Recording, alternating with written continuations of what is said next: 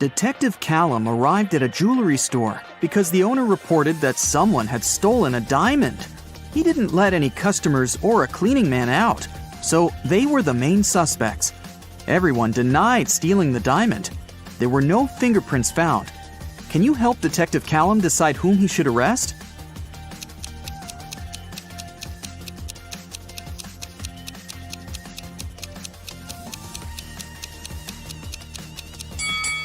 He should arrest the man and the woman wearing gloves. Since no fingerprints were left, it must be one of them, or both. Olivia sneaked into an old mansion to explore it and got trapped inside. There are 3 ways out, and all of them are dangerous. Behind the first door, the roof and the floor are made of magnifying glass, and the sun would burn anyone who enters. Behind the second door, there's a dangerous doll with knives that can come to life at any moment. Behind the third door, there's a room filled with poisonous gas that makes anyone's skin melt. How can Olivia escape safely?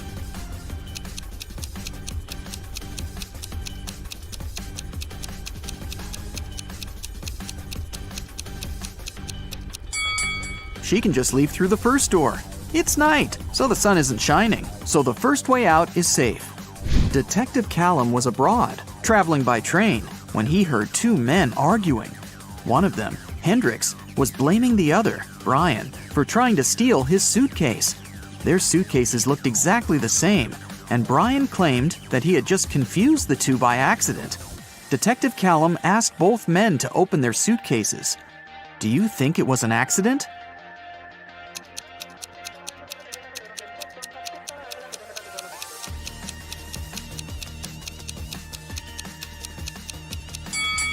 Hendrix's suitcase is filled with clothes and electronic devices and must be pretty heavy. Brian's suitcase is almost empty, with only a pair of jeans and a book inside. It must be way lighter. And even though the bags look alike, Brian for sure knew that the bag he took couldn't be his. It was way heavier than it was supposed to be. Luna found her cousin, Mia, poisoned in her room and called the police. Detective Callum asked Luna what had happened.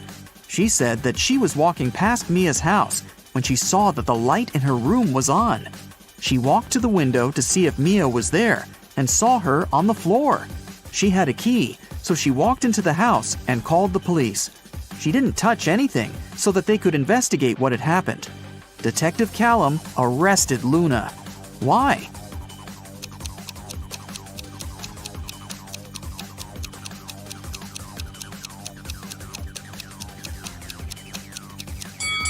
She said that she saw Mia in the window.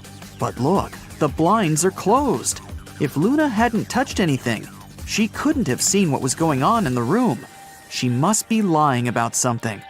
While Ms. Virginia Dell, a rich lady, was on her 3-month business trip abroad, her mansion was robbed. The security was notified, and Detective Callum started the investigation.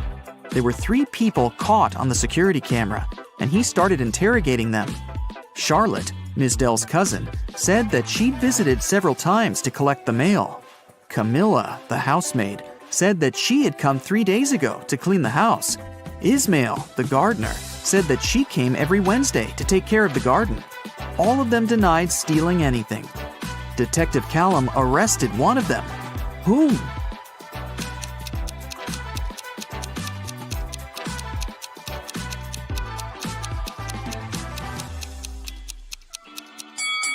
Camilla, the housemaid.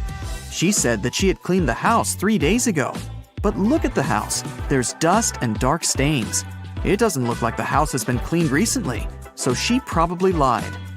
Abigail stayed late in the office because she had a lot of work to do. She left the room to get some snacks and a coffee. Half an hour later, she returned and found out that someone had stolen her wallet, so she called the police. Detective Callum interrogated 3 people who were still in the office. Noel, the cleaning man, said that he had been cleaning another floor and had never stepped into Abigail's office that day yet. Sonia, the accountant, said that she had been talking on the phone with her mom. Sean, a regional manager, said that he had been in his office, flooded with work. Who stole the wallet?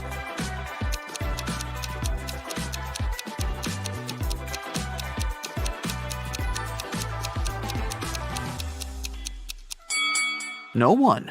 Detective Callum figured out that since Abigail went to get snacks and coffee, she must have had her wallet with her. He just recommended she should get some sleep and stop overworking. Elizabeth and her daughter Ella went abroad traveling. They were walking and shopping in one remote town when Elizabeth noticed that Ella had disappeared. She called the police and they started to look for the girl. There were 3 people nearby and they were interrogated. Layla said that she hadn't seen the girl. Madison said that she had seen the girl with her mom, but that was it. Amelia said that she had heard someone screaming, but she hadn't seen who it was. Who should be arrested?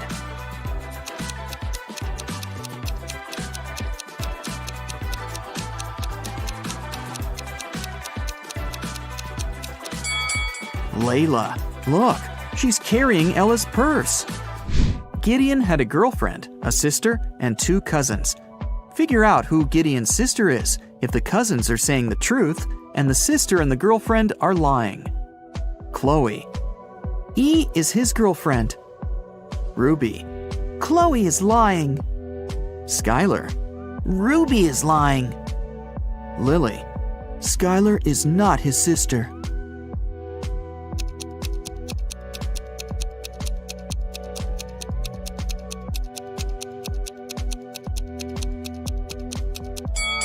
If Chloe is telling the truth, then Lily is lying. Then Skylar is his sister, who's also lying. So Ruby must be telling the truth, which contradicts that Chloe is telling the truth. So Chloe is for sure lying. Then Ruby is telling the truth, and Skylar is lying. So Lily is telling the truth. 2 liars are Chloe and Skylar, and they're Gideon's girlfriend and sister. Lily says that Skylar isn't his sister. So Skylar is his girlfriend, and then Chloe is his sister. Scarlett just moved into her new apartment 3 days ago. One evening, she was reading before bed when she heard a knock on the door. She opened the door, and there was a confused man who said, "Oh, I'm sorry. I just moved in here earlier today, and I thought it was my apartment. Once again, sorry, and good night." Then he left. Scarlett didn't believe that it was just a mistake and reported the man to the police. Why?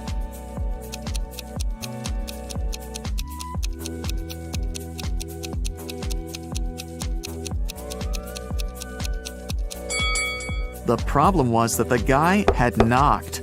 If he had really thought it was his room, he would have tried to open it with his own keys. Nora lived alone in the city suburbs.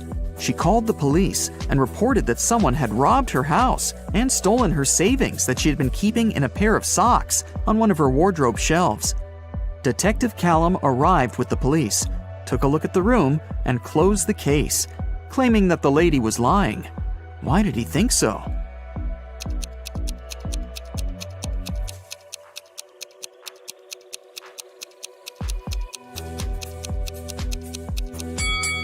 The room was absolutely clean. If someone had robbed the house, they would have made a mess while searching for money. The person who took the money must have known exactly where it was, which is unrealistic. Mrs. Ledger is a high school history teacher. One day, she started a sudden oral test, asking students questions from the back of the book. If the students figure out the order in which she asks, they can find the answer to their question in advance. The first 3 people she asked were Atlas, Eleanor, and Gracelyn. There are Zoe, Luca, Sienna, and Victoria left. Can you guess who will answer which question?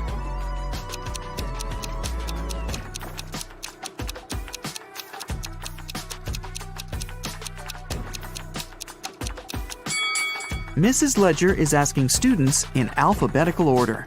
So, up next is Luca, then Sienna, then Victoria, and Zoe. Another day, another test. Once again, Mrs. Ledger is asking students. This time, the first ones to answer were Zoe, Luca, and Atlas. In which order will she ask the remaining students?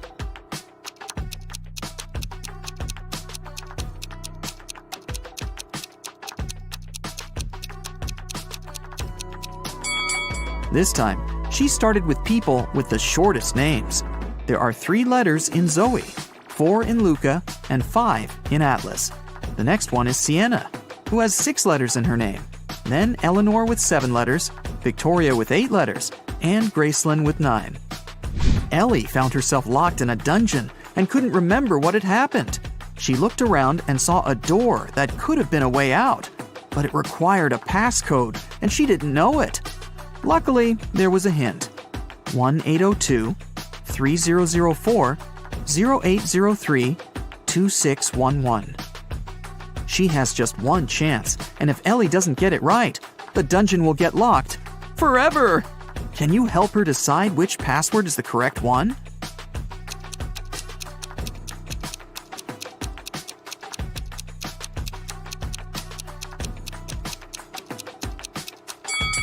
Take a closer look. Some numbers have faded away a bit. This is probably because they had been used the most. They are 1, 2, and 6. The only code that uses all of them is the last one, 2611. It must be this one. Aurora came home after a long day at the university and was excited to eat the mint-flavored ice cream she had bought in the morning. But when she opened the freezer, the ice cream was gone. Aurora asked her 3 siblings who had eaten her ice cream, and they all denied it. Dawn said, "I'm on a diet, and I haven't been eating ice cream and stuff for a week now." Everett said, "Dude, I had my chips. There was no need to eat your ice cream this time." Phoenix said, "First, I don't like mint ice cream, and second, I was in my room all day, and I didn't even go down once until now." Who has eaten the ice cream?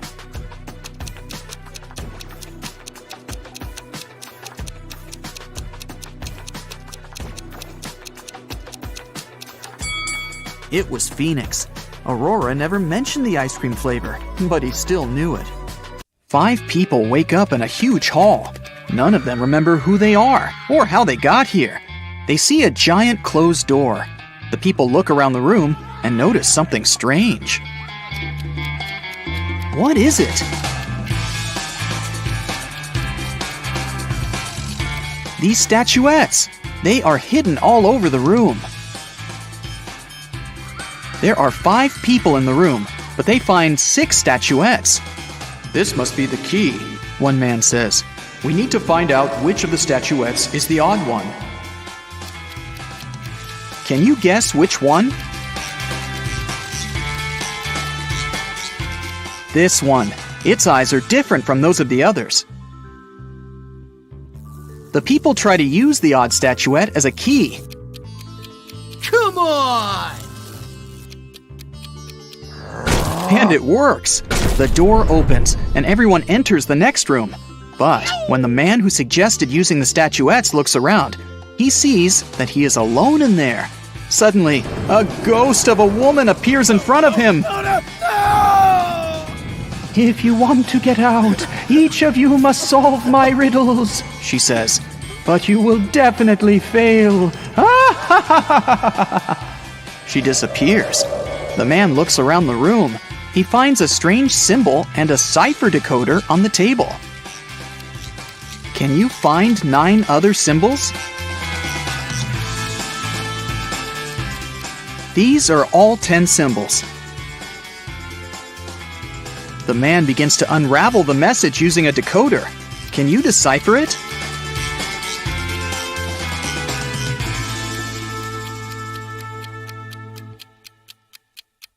It says page 52. The man opens the book lying on the table. On page 52, there's a riddle written in an ancient language. If you have me, you want to share me. If you share me, you haven't got me. What am I?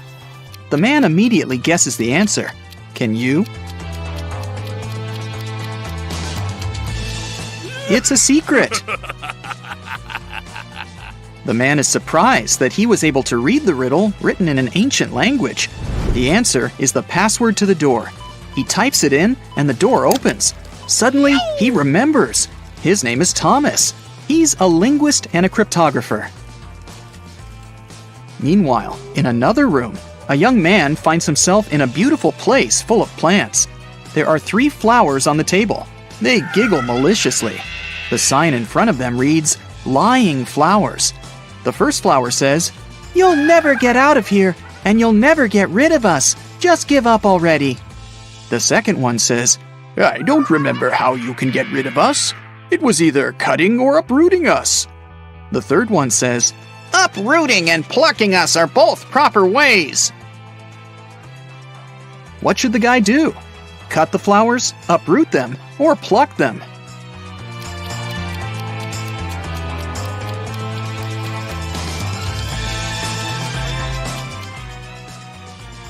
Pluck is the correct answer. These flowers only tell lies, so the conclusions we can draw from their words are these. 1. There is a way to get rid of them. 2. It is neither cutting nor uprooting. 3. And there's only one way to remove them. The only thing that remains is plucking. The guy plucks the flowers. He notices that glowing letters appear on their petals. The letters need to be put together to get the answer. What is it?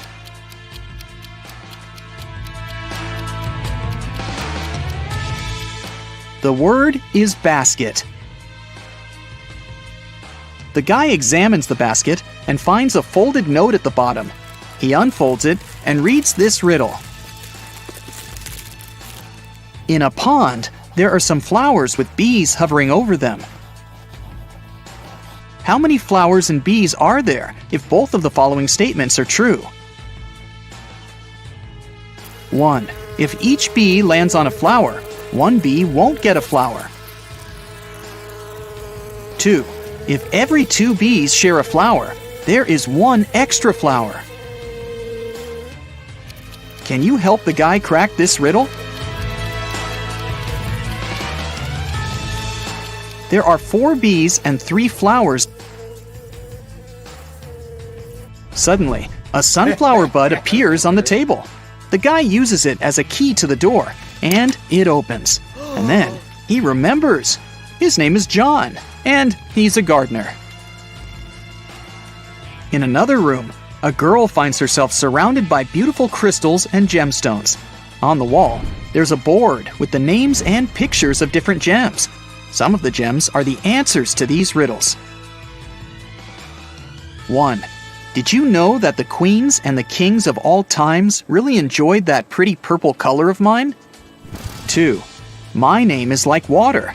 I'm as blue as the sea. Can you guess what I am and which picture is me? 3. Hey, I am from water as well. I'm seen in strings and found inside a shell. 4. You know me so well. Come on, be excited. I created the city where a wizard resided. 5. I sound like danger, but please don't be scared. I'm striped like a cat and named after its stare. Can you match the riddles and the gems?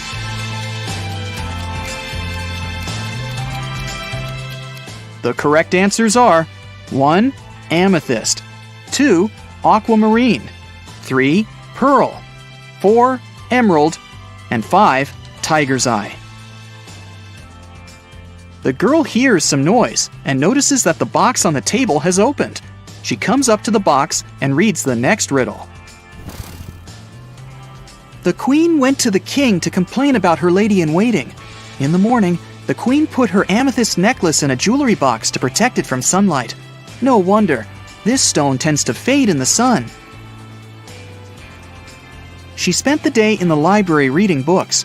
At one point, she looked out of the window and noticed her lady-in-waiting. She was sitting in the garden, wearing the queen's necklace. The lady-in-waiting began crying and said this was not true. She would never steal from the queen. The king opened the jewelry box and found out that the necklace was still inside. Who is lying?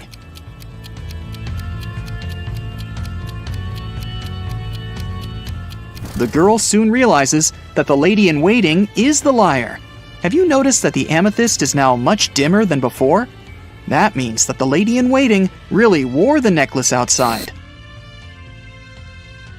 The girl solves the riddle.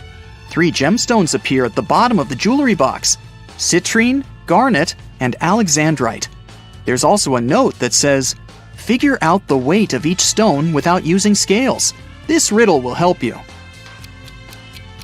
Can you figure out the weight of each stone? The citrine weighs 10 ounces, the garnet weighs 4 ounces, and the alexandrite weighs 2 ounces. Suddenly, the girl remembers. Her name is Melissa.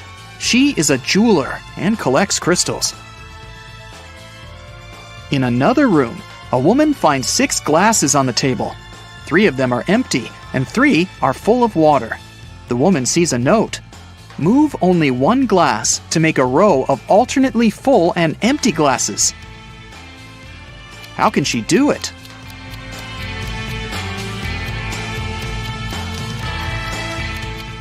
She should take the 5th glass and pour the water into the second one. Suddenly, the glasses disappear. Instead, 2 sets of different ingredients and a note appear on the table. The note says, "Find 3 differences." Can you spot all of them?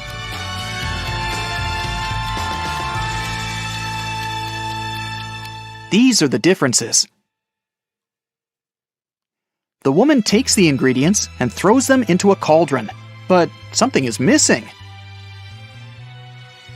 Shiny and beautiful, a werewolf's fear. We need to get more of it for our precious queen. Coins and mirrors, trays and tea sets, the nobles were buying while falling in debts. It's silver. The woman adds some silver and gets a potion that can melt the lock. When she opens the door, she remembers. Her name is Lauren, and she's a chemist. An elderly woman finds herself in this room. She spots 4 photos on the table. All the photos seem to be taken in different periods of time. The note says, "Is there a person who is present in every photo?" Can you help the woman figure it out?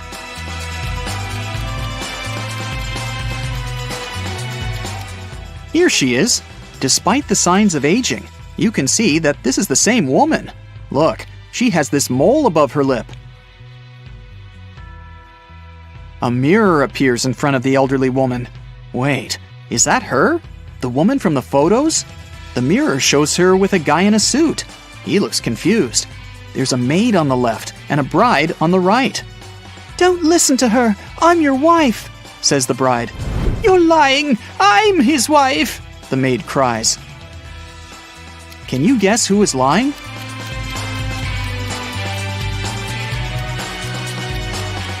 The girl on the left is his wife, because she has a wedding ring on her finger. Wait, she also has the same mole above her lip. Is this our elderly woman when she was young? The letters appear in the mirror.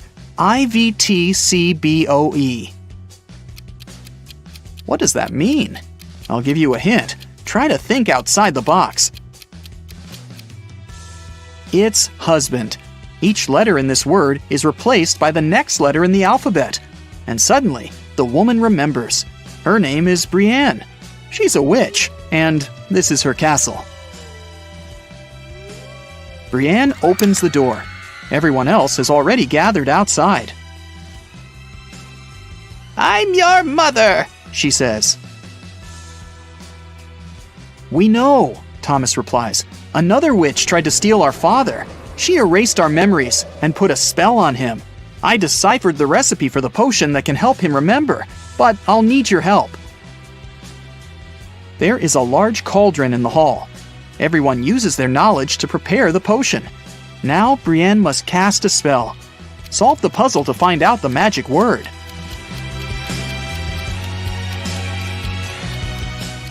It's Memoria. The potion is ready. Suddenly, 3 doors appear in front of the family.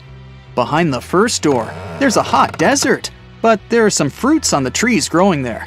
The second door opens to the middle of the sea. Behind the third door, there's an endless forest. What should the family do?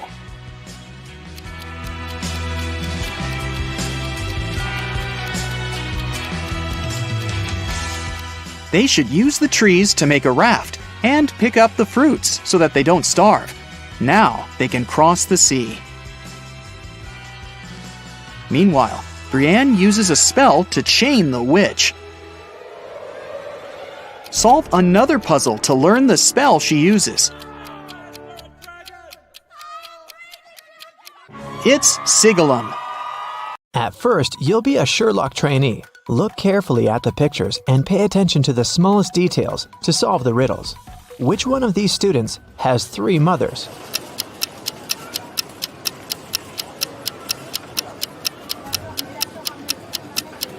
It must be this guy right here, the one with the 3 sandwiches. The guy with 3 glasses got them from the cafeteria. He must be very thirsty, but it's not a sign of 3 mothers. But this one definitely brought sandwiches from home, so I bet it's him. Let me know if you disagree. Let's move on. One of the girls has a pet at home. Can you guess which one?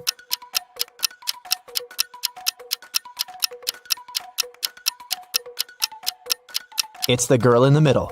Look, her hands and arms are scratched. She must be living with a cat. Okay, look at these 3 people. Who is a vampire?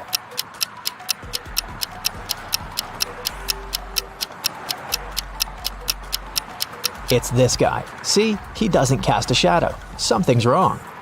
Chastity was at a party and met 3 guys. All of them claimed to be pilots, but one of them lied. Can you guess who's not a pilot?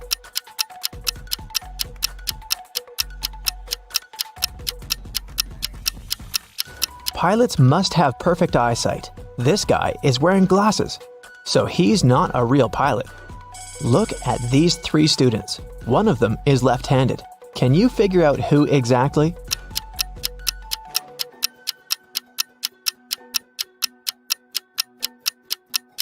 It must be this girl. The outer side of her left hand has some ink stains. It happens when she writes. Since we write from left to right, her arm covers everything she's just written. 3 best friends met for a coffee in the evening. Can you tell which one of them has a pet?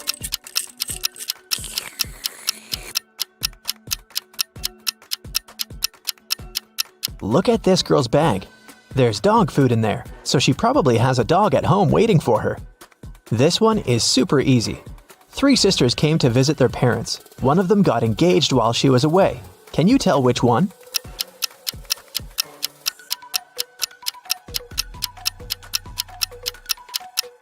It's this girl who's wearing a ring. 3 men came to a job interview. The company didn't want to hire fathers because they needed full commitment for the first year. All men said they were single and had no families, but one of them lied and actually had a daughter. Which one?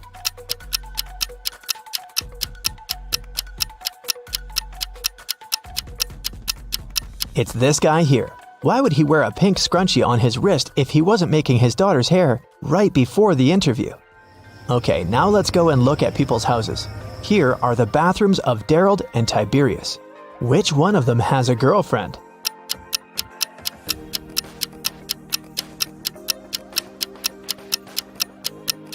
It must be Tiberius. Look, there are 2 toothbrushes in his bathroom.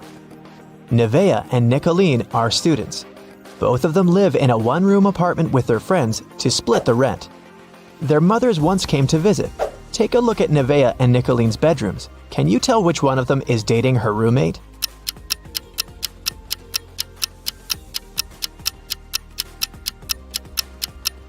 It must be Nevaeh. In Nicolene's bedroom, there are 2 single beds, and in Nevaeh's bedroom, there's just 1 big bed.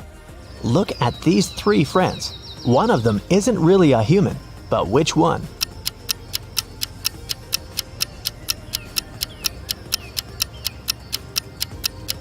Look, this guy right here has only 4 fingers. Perfect, we trained you well. Now let's solve some cases. The Citibank was robbed, and Detective Callum was on the case. After a long investigation, the police managed to track the robber and found the money hidden in the nearest desert in a cactus bush. They couldn't see the robber's face, but there were 3 suspects. Take a look at the people. Who is guilty?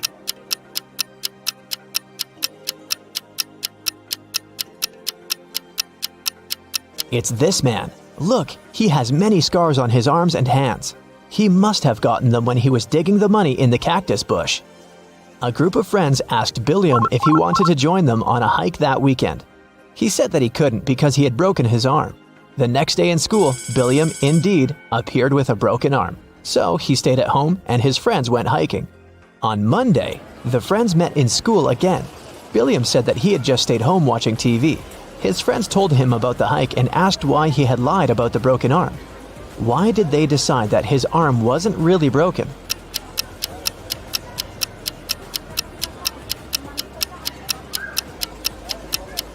Last week, Billiam's right arm was broken. On Monday, it was the left one.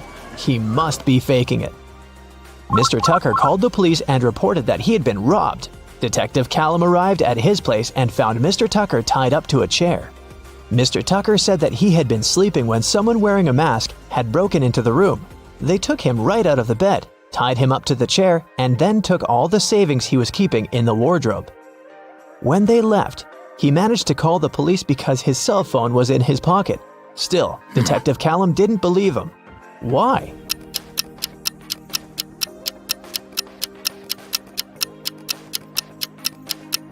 Mr. Tucker said that he had been taken right out of bed, but the bed was perfectly made.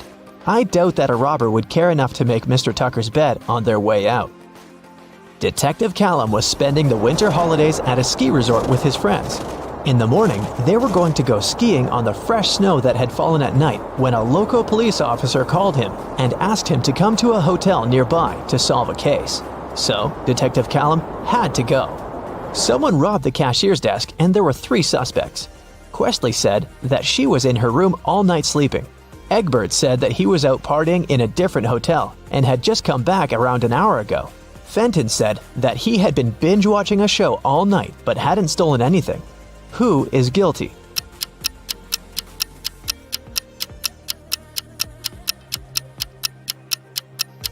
It was Egbert. If he had just returned, he would have left his footprints on the fresh snow, but there were no footprints leading to the hotel as Detective Callum was walking there. And the name Egbert will make anyone suspicious. There was a car accident in the suburbs, and police arrived to investigate the case. The driver went into a cliff right where the road was taking a dangerous turn. The car turned around, and he was pushed out of it and got stuck nearby. He had his cell phone on him, so he was able to make a call. A police officer helped the driver out and asked him to show what was in the trunk. The driver gladly opened it with his keys. In the trunk, there was his suitcase, some instruments, and a spare tire.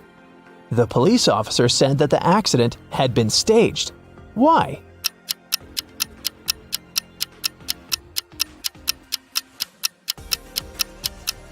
The driver took the keys out of his pocket. If it had been a real accident, the keys would have remained in the car. Mr. Grayson called the police and said that she had been robbed. Detective Callum arrived for the investigation. Here's what she said. It was almost midnight. I was in my room upstairs painting. Suddenly, the power went out. There was no light or electricity, and I could only see the streetlights outside. Then, the stationary phone rang. I was scared, so I didn't pick it up. I stayed upstairs, and in about 10 minutes, the light came back. I just went to sleep, and now, in the morning, I found out that someone stole my grandma's diamond ring. Detective Callum didn't believe her. Why?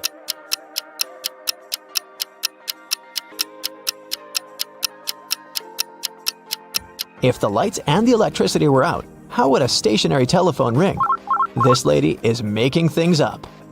Gavin drove to get some groceries and parked his car in front of the store. Of course, he forgot where he had parked and couldn't find his car.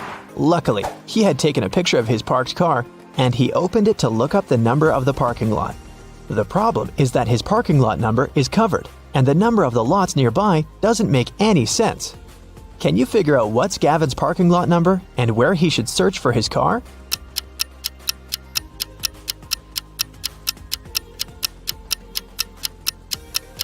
The numbers are just turned upside down in the photo. The numbers are 86 through 91, and his car is parked in 87. Now I have a short logo quiz for you. I'll show you a logo, and you have to tell the company. Here's the first one. Do you recognize it?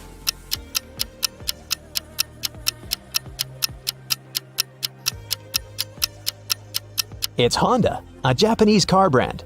This one is super easy. What is it?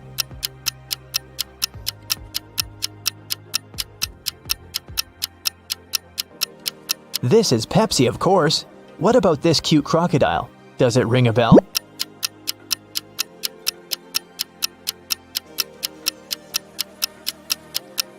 This is Lacoste. a French clothing brand. Another easy one. I bet you have it on your phone.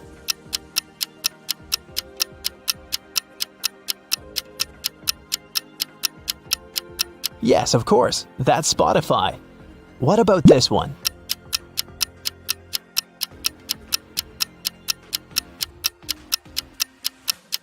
Yes, it's Nike. This one is a very fancy brand. What's your guess?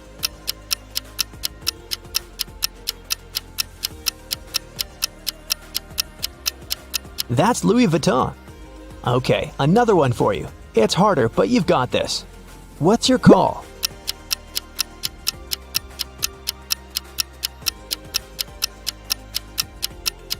This is Reebok, an American footwear company. Do you recognize this bull?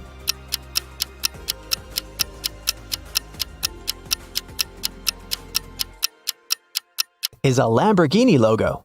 This is a painfully familiar yellow rectangle. Where is it from?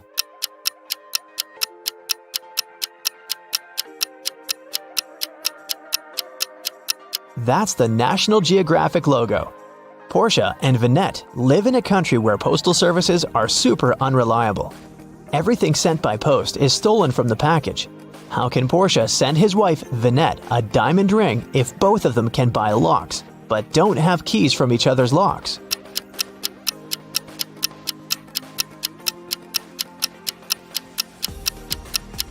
Portia can lock the box with the ring and send it to Vinette. When she receives the box, she should lock the box with her lock and send it back to him. When he receives it, he can open his lock and remove it, and send the box back to Vinette with her lock only, so that she can open it once she gets it again. There is a box filled with balls of different colors. 5 red ones, 8 blue ones, and 11 purple ones. Ninja has to pick out balls blindfolded until he's sure that he has at least 2 balls of the same color. What's the minimum number of balls Ninja should take out to be sure of that?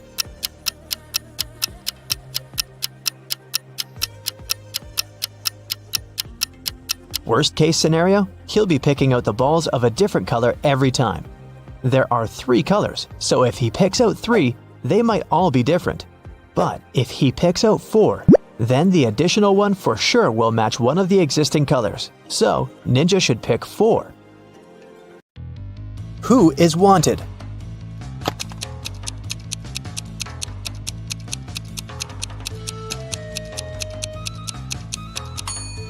The girl on the right. She has the same mole as the girl on the poster. Who is an identity thief?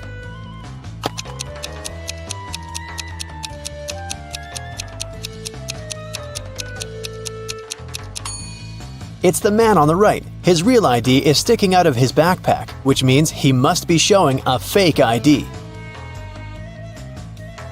Who is an imposter?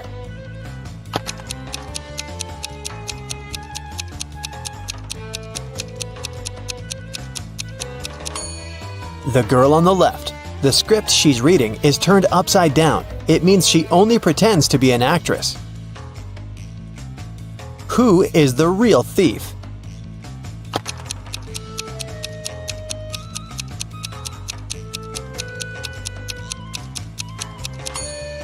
Both of these men are thieves. While one man is distracting the girl, the other is preparing to steal her phone.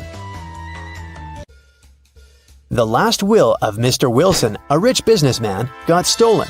There were 5 people in the house at that moment. Mr. Wilson's wife, their cook, butler, maid, and gardener. They all told the detective what they'd been doing that evening. Mrs. Wilson was sitting by the fireplace embroidering. The cook was making breakfast. The butler was supervising several workers in the living room. The maid was sweeping the floors in the hallway. The gardener was watering the plants in the greenhouse. Right after this conversation, the detective arrested the thief. Who is the culprit? And how'd the detective figure it out?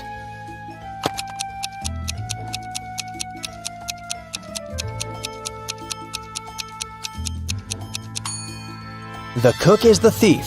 He said he'd been preparing breakfast, but the crime happened in the evening. Lily owned a flower store. One day, she got a call from the police. They told her that her shop had been robbed. When she arrived, shards of glass were on the ground near the store, and the pots and plants inside were broken. The police questioned 3 suspects. Jacob, Lily's ex, said, "I was in a hurry and didn't notice that the windows were broken when I was passing by the store. I only realized what had happened when the police called me." Camille, Lily's friend, said, "Lily asked me to help her with something in the store. When I arrived, everything had already been broken. I called the police immediately." Matt, Lily's ex-coworker, said, "I was walking nearby and I saw someone breaking a window and sneaking into the shop. I left my phone at home, so I ran to the police station." Can you guess who's lying?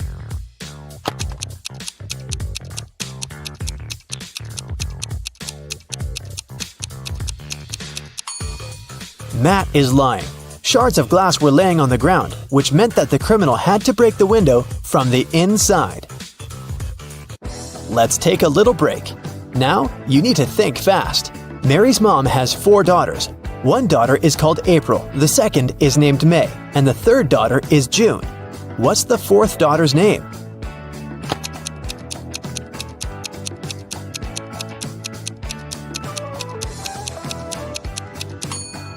It's Mary, of course. Who doesn't belong to this list? Napoleon Bonaparte, Queen Elizabeth, William Shakespeare, Sherlock Holmes, Aristotle, Christopher Columbus, Donald Trump.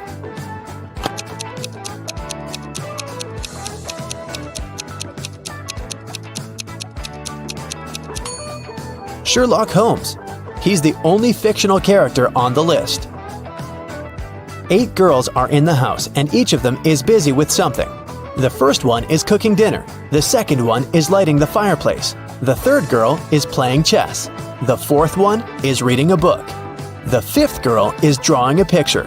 The sixth is cleaning up the house. The seventh girl is watering the plants. What is the eighth girl doing?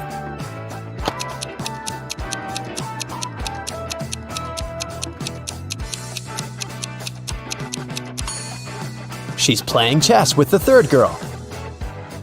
One woman turned 40 in 1850, but in 1860 she was 30 years old. How could this happen?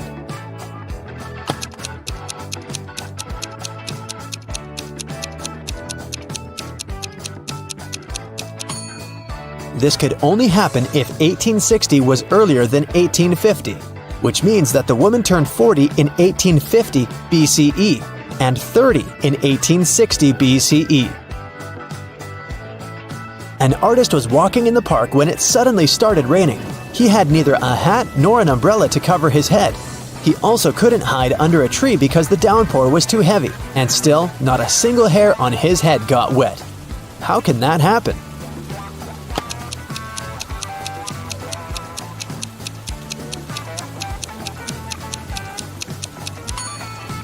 The artist was bald. Now let's get back to our detective riddles. Robert won $1 million in the lottery. He decided not to tell anyone about this, including his wife. At home, he put his money in a safe hidden behind a painting. The next day, the money disappeared.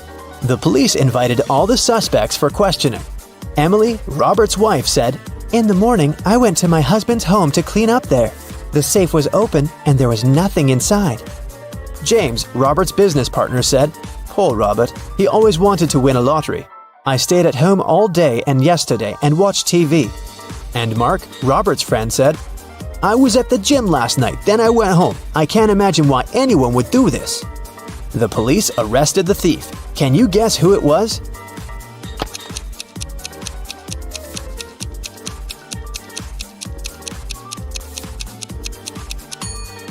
Robert's business partner did this. Robert didn't tell anyone that he'd won the lottery. His wife noticed an empty safe when she entered the office, but she didn't know what was inside. Marina was participating in a figure skating championship. She was a very strong competitor, and many people believed she could win. When the time for a warm-up ran out, all the participants started preparing for the performance. Marina was the first. She was amazing, but suddenly she tripped, fell down, and broke her leg, which made her unable to continue. The investigation revealed that someone had ruined her skates. The police interviewed 3 suspects. Anna said, I didn't do anything, but I saw Jacqueline and Kate walking into the locker room before Marina's performance. They're the ones who ruined her skates. Jacqueline said, Yes, I indeed went into the locker room to take my things, but I didn't see Kate there. And Kate said, Yeah, that's because I've been practicing in the gym until it was my turn. Besides, Anna is lying. I saw her in the locker room. Can you guess who's lying?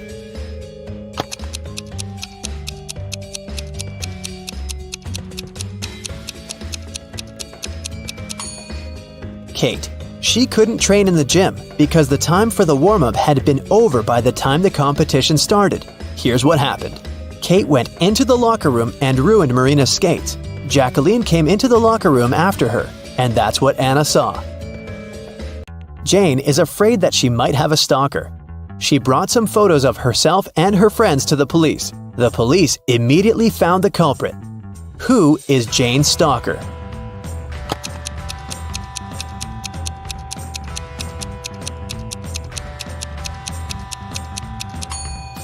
Jane's friend Mike. He's the only one who is present in all the photos, and sometimes he even tries to conceal his identity. The investigation didn't have enough evidence to prove the suspect was guilty. Detective Reed decided to investigate their house, hoping to find some clues, and he actually did find something. He discovered a secret room. However, it had a combination lock and the word IDEA written above it. Do you have any idea what the code might be?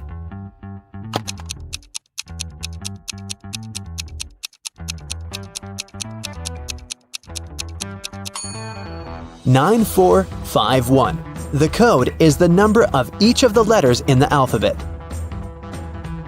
The door opened to the suspect's secret office. At first glance, there is nothing suspicious inside. A table with a book in the middle, some dusty furniture, and a picture on the wall. The detective examined the painting and found a safe with a 3-digit code behind it. Next to it, there was a note with a hint. P270L7-8. Can you guess what the detective needs to do next?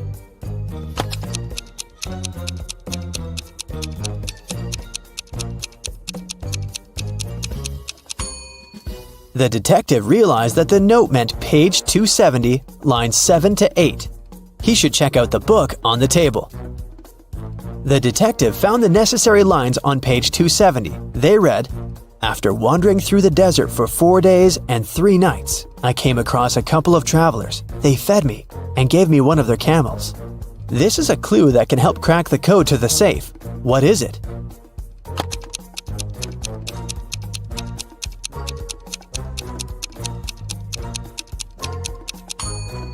"721. 4 days and 3 nights makes 7. A couple of travelers is 2. And don't forget about 1 camel." The detective opened the safe and found the evidence that proved that the suspect was guilty. In the middle of the night, someone stole a unique artifact from a museum. The museum guard claimed it had been a robber. Detective Reed arrived at the crime scene immediately and questioned the guard. The man said, I was walking around the museum. Suddenly I saw a dark shadow. I called out to them, but they didn't respond." But Detective Reed noticed that something was wrong with this story. Can you guess what it is?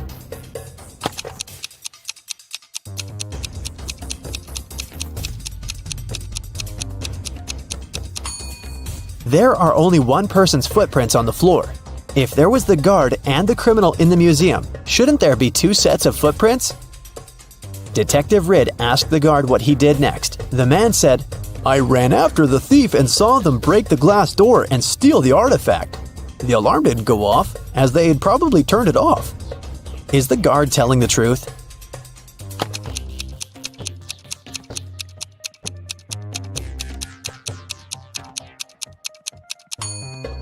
The door is indeed broken, but it's also open. It can only be opened with a key. It looks like someone opened the door to prevent the alarm from going off, and then broke the glass to hide the traces. The detective asked the man what had happened next. The guard said, "I ran up to the criminal and tried to stop them, but they sprayed something in my eyes, and I lost consciousness. When I woke up, I immediately called the police." Is he telling the truth?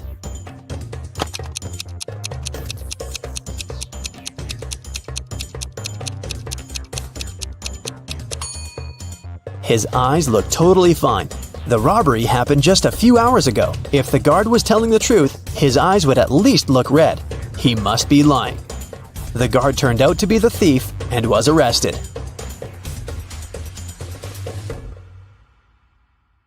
Three friends, Ashton, Emma, and Lewis, went skydiving together. This is them right before they jumped out of the plane. Which of them is in danger?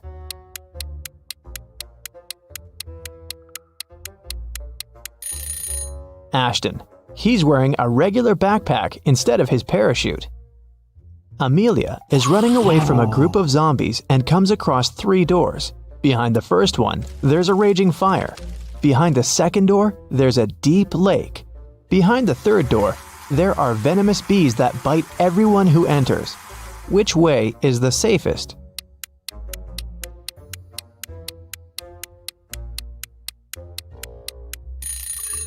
I'd choose the second door and then just swim away. It's just a lake. Amelia can probably do it. Esme was walking in the forest and got lost. It was late evening when she finally found a witch's house and asked the woman to help her get home.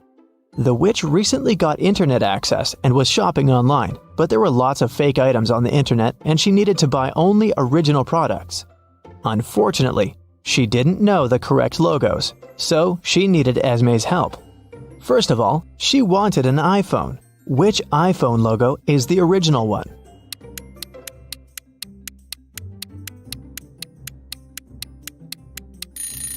Of course, this one.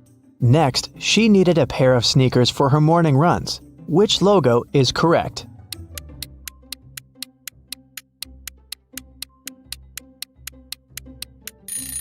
Here it is. Next, she wanted to get a fancy purse. Which Chanel logo is correct?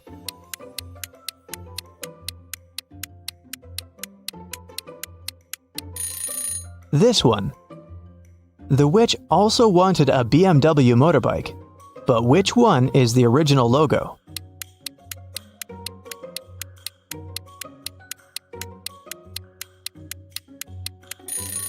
Yep, that's right. When the witch needs gas for her motorbike, what 7-Eleven should she go to?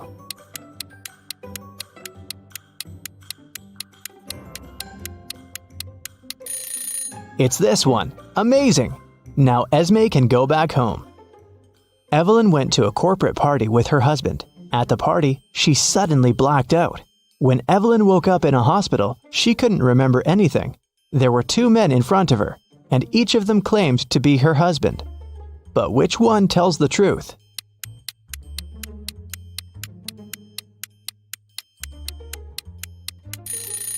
Since Evelyn and her husband were at a corporate event, they were both dressed accordingly. The guy in a hoodie doesn't look formal enough, so her husband must be the one who's wearing a suit. Miss Lodge was going on a vacation. She cleaned up her office and left, taking the key with her. When she came back 2 weeks later, she immediately realized that someone had been to her office while she'd been away. How did she understand it?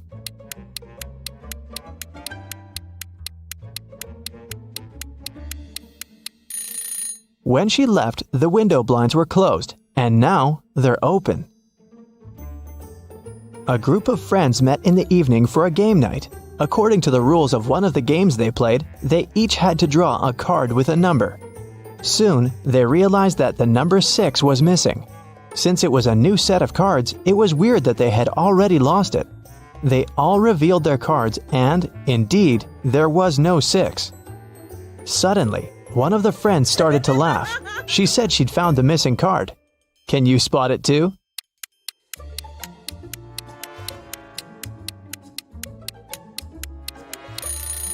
The player who has a 9 actually has a 6, but he's holding it upside down. There are only 8 cards and the highest number is also 8. It was reported that another civilian had invaded Earth. Detective Callum had a special mission to find everyone who was not human. He entered a cafe searching for invaders and noticed one of them right away. Can you tell which customer is not human?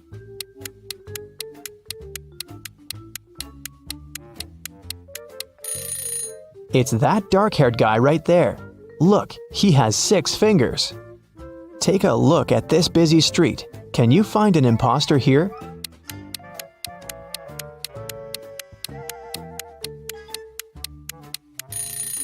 It's this guy. His clothes are super warm, but look, his face is blue. Now we're moving to the mall. Try to find an intruder here.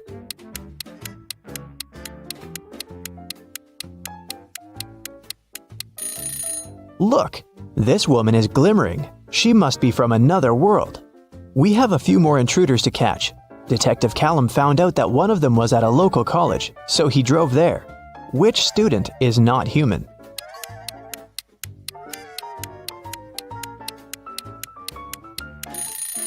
Look, that girl is floating, just a couple of inches above the ground, but still, definitely not an ordinary student.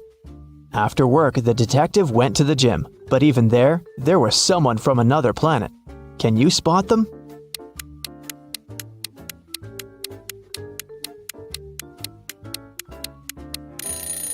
Pay attention to the guy on the treadmill. He's running too fast. He must be an imposter. Arya called the police and reported that her friend Violet had been poisoned. The girl found her unconscious on the floor. Here's what Arya said. I was walking past Violet's house and noticed that the lights were on. I figured that she was at home, so I decided to come in and say hi. The front door was open, so I walked in and saw Violet just like that. The police officer asked her if she had touched anything. Arya answered that she had only touched Violet to check her pulse, and then her cell phone to make the call. The police detained her for further investigation. Why?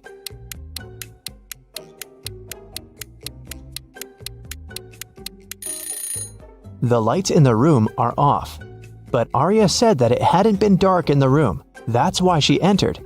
If she didn't touch the switch, then she's lying now. It was a sunny spring Sunday morning. The whole family was at home. When Hannah returned to her room after breakfast, she noticed that someone had played a prank on her and stolen all the clothes from her closet. She questioned every person in the house. Hannah's mom said she'd been busy reorganizing her bedroom. Her dad said that he'd been shoveling snow in front of the house.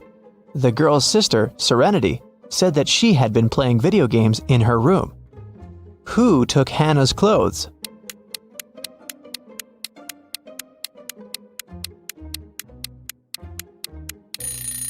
It was her dad. There is no snow outside. It's spring. He couldn't have been shoveling snow. So he lied. Tyler came back home and found a love letter in his mailbox. It was a very sweet one, but the sender didn't write their name. Instead, there was some code added at the end.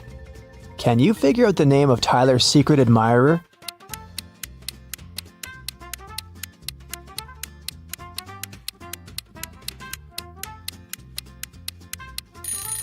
The alphabet is the key. D plus 1 means the letter following D, which is E. O minus 3 means 3 letters before O, which is L. 2 letters after G is I. Z plus 0 is actually Z. And C minus 2 is A. It seems that the girl's name is Eliza. Kara likes traveling, but she's terrible at packing. So, your task is to check her suitcase and find one thing she doesn't need to take with her. Kara is going camping with her friends. What's that extra thing she packed that she needs to leave at home?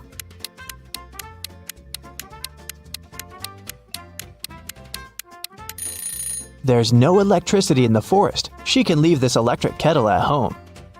This time, Kara is packing for her vacation in Mexico. She and her boyfriend have booked a room in a beautiful hotel right by the ocean. What won't she need there?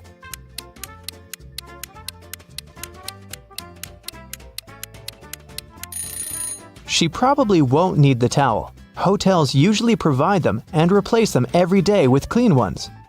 This time, Kara is going on a ski trip with a group of friends. The task is the same. What won't she need there?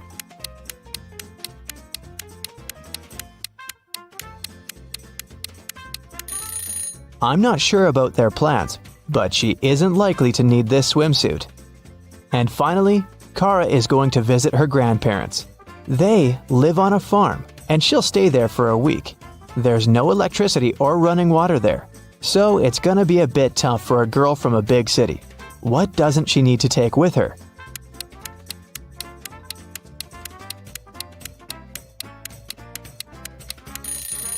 I think it's this hairdryer. No electricity, remember? Weston Jones, a young businessman, was found poisoned in his office. Detective Callum arrived to investigate the case. He had 3 suspects: Mr. Jones' cousin, Leah Jones, his business partner Kenneth Brown, and his girlfriend, Emery. Leah said that she hadn't seen Weston for a while. Kenneth said they'd had an argument, but he hadn't poisoned his partner. And Emery said she loved Weston and would never have done anything like that. Who should Detective Callum arrest?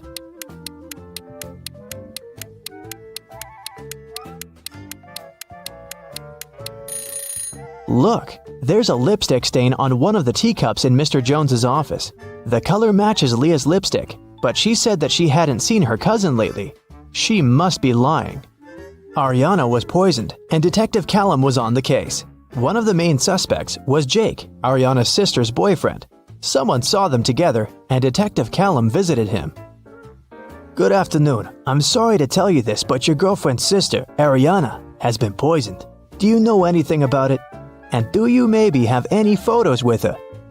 Jake said, Oh, poor Ari. I've never met her, but my girlfriend loves her very much. Yes, I have a picture of their family. The detective looked at the photo and arrested Jake. Why?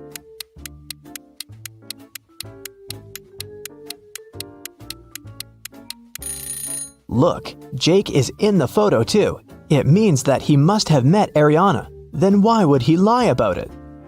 Esme was walking through the forest. Yep, again. And you know what? She got lost. She had been wandering around until she found the witch's house. She said, Hi, petted the cat, and asked the witch to show her the way home. The witch had a task for Esme. She needed several magical artifacts for her new spell, but she only knew their shapes. And Esme had to figure out which of the artifacts the witch needed. Here's the first set. Those are magical crystals. Which of them is the one the witch needs?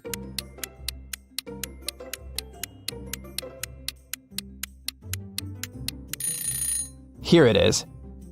Okay, here are several plants. Can you spot the one the witch needs?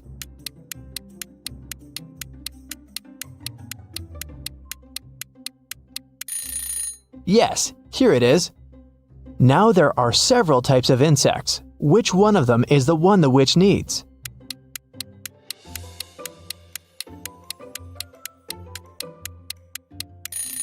Perfect. Here it is. And the last crystal. What's your guess?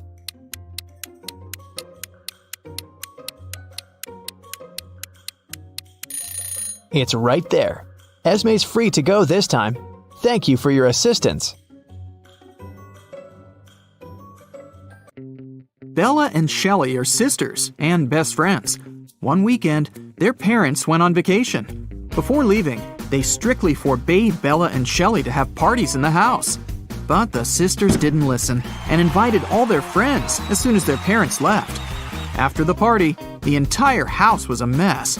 So, Bella and Shelley hired a cleaning lady to get rid of any evidence of the party.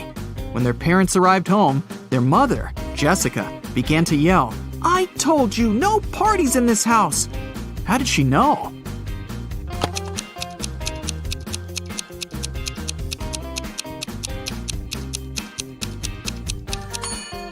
The house is too clean.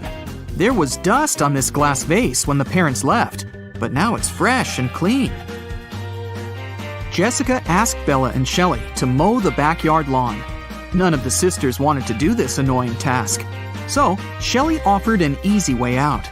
She put 2 cards in a hat and said, "I wrote mow on the first card and chill on the second. Pull a card and choose your destiny." Bella wasn't so naive. She suspected that Shelley was cheating and put both cards with mow written on them. But no one would believe her if she just tried to expose Shelley. And no one would look at the other card once her fate was decided. What should she do?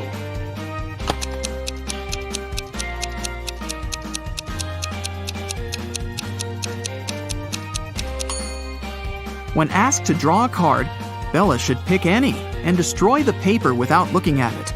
In this case, to decide her fate, they'll have to look at the other card, which also says mow. And this will mean that Shelley should mow the lawn.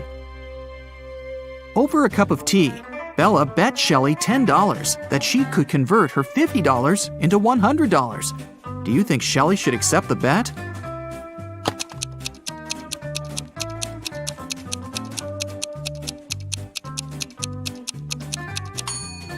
There's no logical reason behind accepting it. If Bella isn't able to convert the money, she'll lose the bet. But she has only $10 to lose. Meanwhile, Shelley is supposed to be giving her $50 from her wallet. Thus, even if Shelley wins the bet, she'll still lose $40. Bella and Shelley have a certain number of candies. If Bella gives one candy to Shelley, they'll have an equal number of candies. But if Shelley gives one candy to Bella, then Shelley will be left with half the number of candies that Bella has. Can you find out the number of candies they have right now?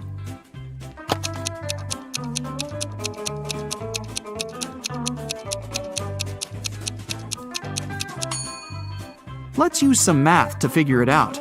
Right now, Shelley has X candies and Bella has Z candies. Now we can sum it up in these equations. X plus 1 equals Z minus 1. Therefore, Z minus X equals 2. Also, X minus 1 equals Z plus 1 divided by 2. Now we know that 2X minus Z equals 3. So, if we equate these two conclusions, we'll get the following. X plus 2 equals 2X minus 3. Now we know that X equals 5 and Z equals 7. Therefore, Shelley has 5 candies and Bella has 7 candies. Shelley was doing laundry and found out that her favorite t-shirt got torn. Can you count the exact number of holes in her t-shirt?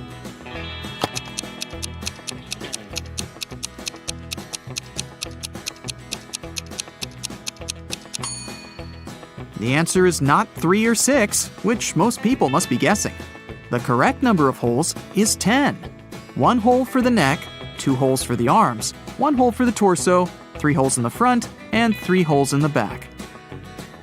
Bella went to the basement to find her old books. Suddenly, the bulb burned out. Bella took the new bulb to replace it, but the wires are very tangled. Can you find the correct switch that will turn on the bulb?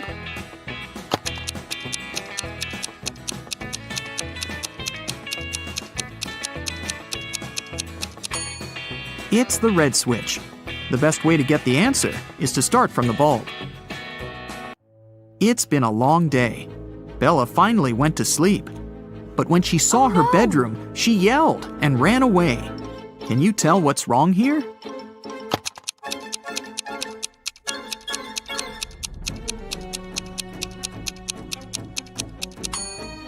Did you notice this zombie? Bella ran to the living room and shut the door. Is she safe here?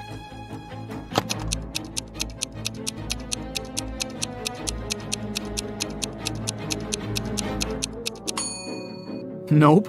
Take a look at the mirror. Some stranger is inside the room. Bella and Shelley went hiking with their friends. 4 of them went into a completely empty lake. And then 8 people came out. How is this possible?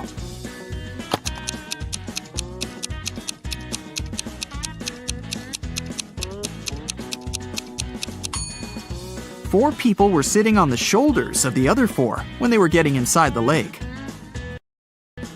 The guys made a stop to have a picnic. They began to play football.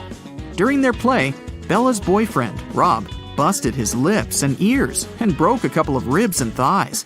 However, he still managed to play a professional match the very next day. How can this be possible?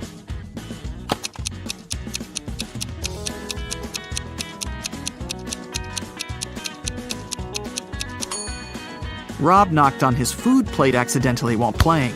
He had pig lips, ears, and ribs, along with chicken thighs. When he knocked on his plate, he busted his food. On the way home, the guys went through a field. They saw a cow. It walked 30 feet north, 30 feet east, 30 feet south, and finally walked 30 feet west. All this time, where was its tail pointing? Can you solve this mystery?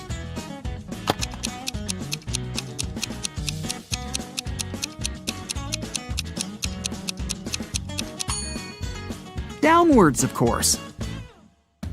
The guys rented 4 scooters in 4 different places and hit the road. They agreed to meet in a cafe at the gas station. Here's the map. Can you tell which scooter will reach the destination first?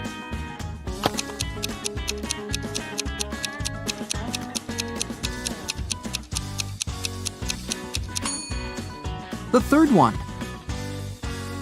Bella and Shelley were trying to get the perfect gift for their father's birthday.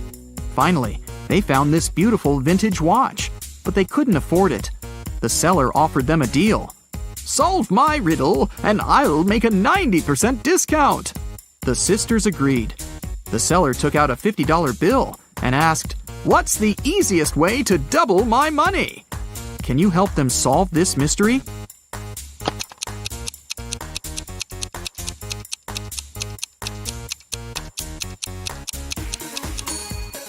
They should put the bill in front of a mirror. The sisters decided to have lunch in a cozy little cafe. The cook offered them tomato soup, mushroom salad, chicken wings, octopus, and mushroom pizza. Can you help them choose the safest food?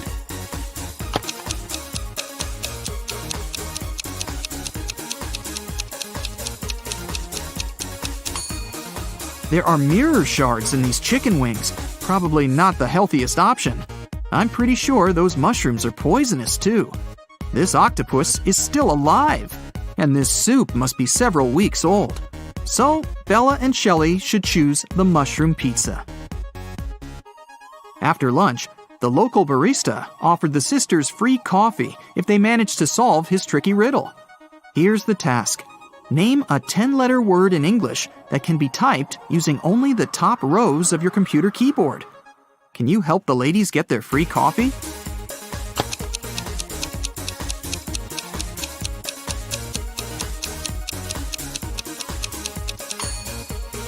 And the correct answer is typewriter. Great job! Shelley got a job at a restaurant. One night, a cook, a cobbler, and a doctor went to dinner together and asked Shelley to split the bill equally among them. When the bill arrived, it was for 4 people. How can this be possible?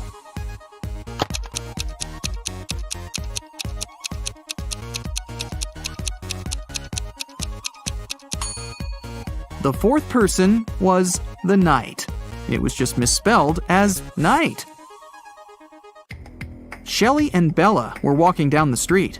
Suddenly, they saw this creepy shadow. Can you guess what's going on here? Should they be worried?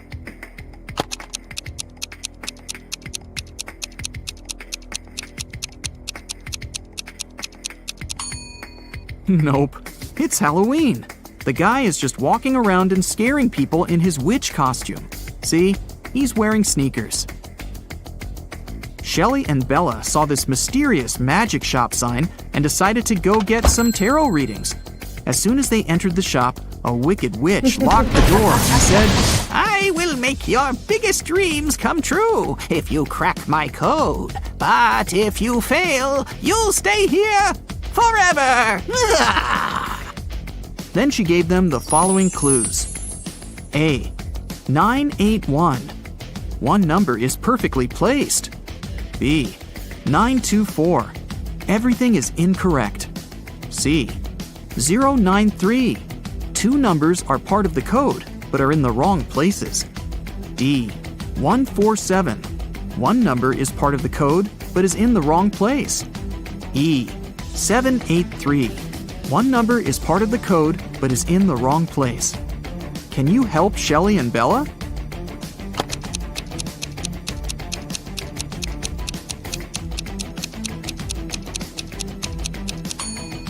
From clues A and B, we learned that 9 is not in the code.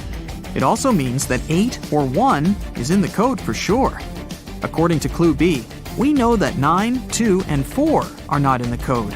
From clue C, we know that 0 and 3 are in the final code. Clue E tells us that 7 and 8 are not in the final code, because we already know that 3 is. And clue D tells us that 1 is also in the code because 4 and 7 are not. So, the correct code is 301. The witch has fulfilled Shelley and Bella's wishes. They wanted to thank her and decided to prepare her favorite drink from a recipe book. Unfortunately, the last ingredient was encrypted. Can you help them crack the code?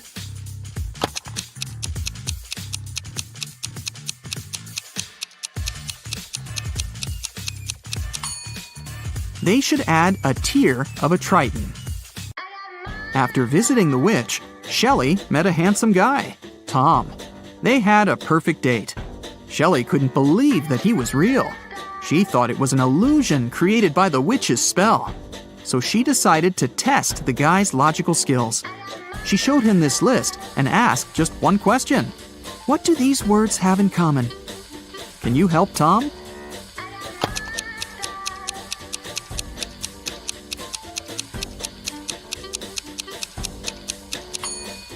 If we remove the first letter of each word and place it in the end, you'll be able to read the same word from the beginning and the end.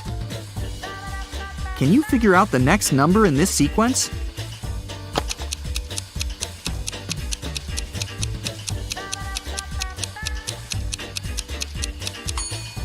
It's 2. To make the puzzle seem harder, all digits are placed apart. In fact, the sequence consists of 2 different sequences. The first one is 2, 3, 4, 5, and so on. And the second sequence is 9, 18, 36, 72, and so on. Now it's obvious that the next digit should be 2. There was a heist in the Great Museum of Art. A very valuable and important painting was stolen. A detective investigated the crime scene and managed to find the person who had stolen the painting. However, when the detective asked the thief to give it back, the criminal gave him 3 copies of the same painting. He refused to tell the police which one was original. But the detective immediately figured it out. How do you think he did it?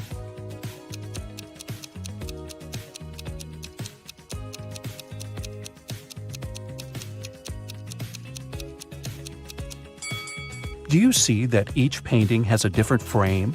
But only one of them is similar to the frames of other paintings in the museum. And since this museum is known to use the same style of frames, this one is the original painting. Jeremy was accepted to the best school of witchcraft and wizardry. One of the classes he had to take was about transforming into animals. 3 professors taught that class, and each of them specialized in transforming into one certain animal. Can you tell which professor turns into what kind of animal?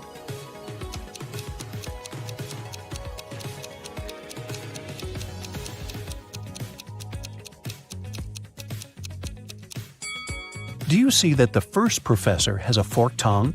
She must transform into a snake. Have you noticed that the second professor has a lion's tail? Her animal must be a lion. And do you see bear claws the third professor has? Then he must turn into a grizzly bear. Tony was going to study abroad for one semester. He flew into another country, found his new dorm where he was going to stay, and unpacked his stuff. Then he called his parents to inform them he'd arrived. They asked him, "What time is it there?" Tony was pretty tired and jet-lagged, so he couldn't immediately tell what time it was. Can you help Tony figure out the time?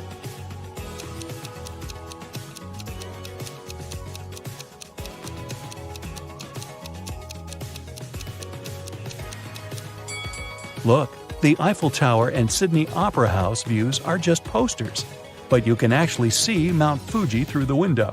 So, Tony is in Tokyo, and it's 8:45 there. Carly, Zoe woke up one day and found themselves in a weird place that looked like a jail. Which of them will be able to escape?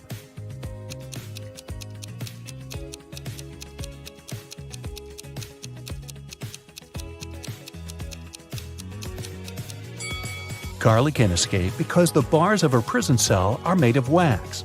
She'll be able to use the candle on the floor behind her back to melt them.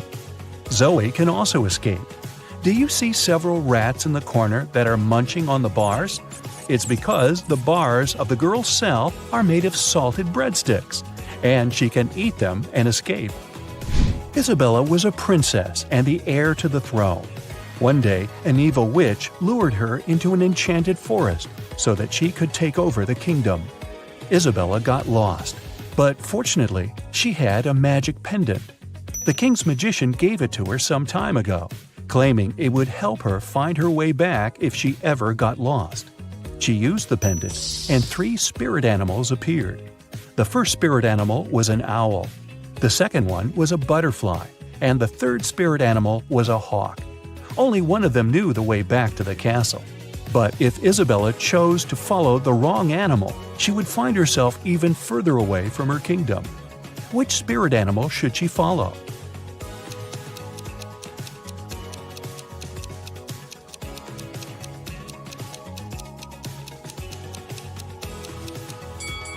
Have you noticed the kingdom banner in the throne room?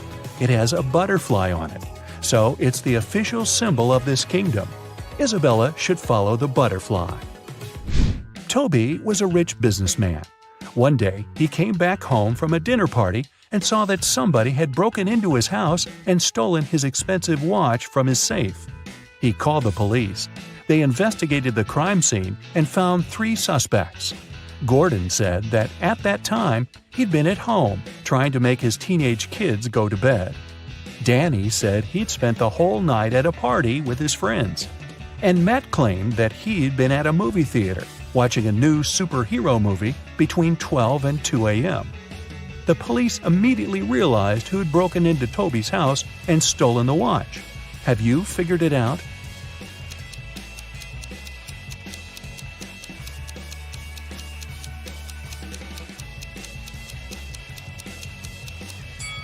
It was Matt. When Toby arrived home, it was 11:30 p.m., so it doesn't matter where Matt was between 12 and 2 a.m. Elliot was a crazy scientist who was obsessed with the idea of parallel universes. He dedicated his whole life to figuring out how to create portals to other dimensions. One day, he finally succeeded in building a portal machine. When he tried to test it, 3 portals appeared in front of him. And then the machine just blew up. And since he had meddled with the laws of physics, the universe where he lived started to collapse. The scientist had to choose one of the portals to escape through, and fast. The first portal opened to the universe in which Elliot was a supervillain.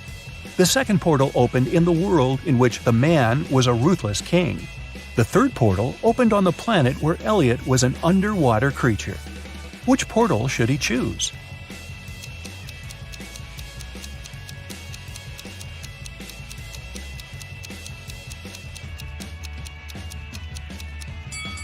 Do you see the portal machine the supervillain Elliot is holding? It's the same as the one that destroyed itself. Apparently, supervillain Elliot is a scientist as well. He might be able to help the real Elliot to bring his original universe back by making a better portal machine. Sally was at a crowded concert. Suddenly, she felt somebody reaching into her bag and pulling out her wallet that only had her credit cards inside. She couldn't see who the person was, but after checking the footage from the surveillance cameras, security guards were able to narrow it down to 3 suspects. Joshua said he had been sharing concert videos on his social media and didn't have anything to do with the theft. Jennifer said she was super rich and didn't need anyone else's wallet with credit cards. She only used cash when she went shopping. Penny said she had been singing along to the song the band had been playing, so she didn't even know what had happened. The security guards immediately figured out who the thief was. Who stole Sally's wallet?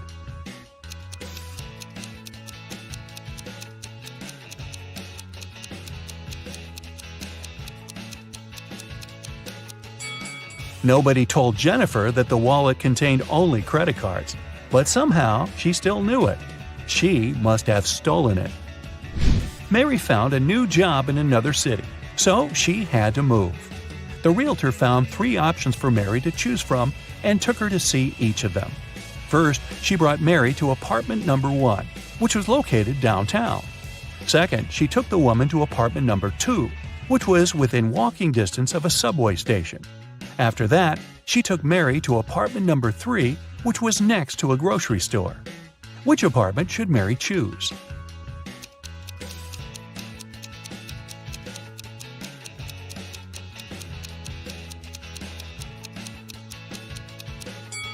Since apartment number 1 has a rat living in it, and apartment number 3 has a crack in one of the walls, Mary should choose apartment number 2. Miss Sanders took her students camping at the weekend.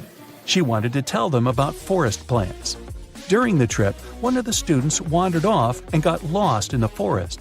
Hours passed, but he couldn't find his way back. The guy felt very hungry, but he didn't have any food with him. That was when he saw 3 different bushes with 3 different kinds of berries in front of him. Only one type of berries was safe to eat, and the other 2 were poisonous. Which berry should he eat as he's waiting to be rescued?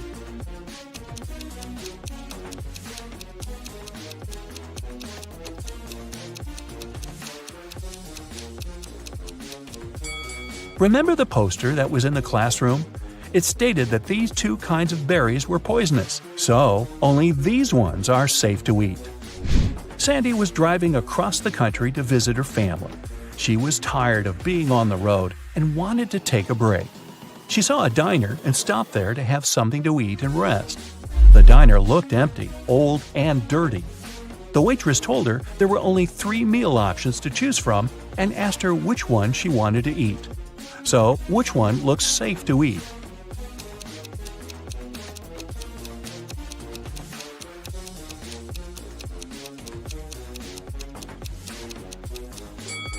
Do you see the fumes coming from the first meal?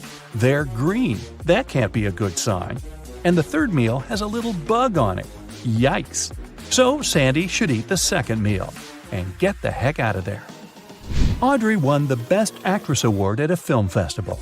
But when she left the stage and went to give an interview to the reporters, her award was stolen. A police officer arrived and found 3 suspects. The first suspect was Grace, a cleaning lady. She said she had been taking selfies with her favorite celebrities backstage and didn't have anything to do with the award. The second suspect was Gabrielle, a reporter. She said she had stolen the award because she had been with other reporters waiting for her turn to ask Audrey some questions. The third suspect was Catherine, an actress. She said she was not the one who had stolen the award because she'd been among guests watching the show.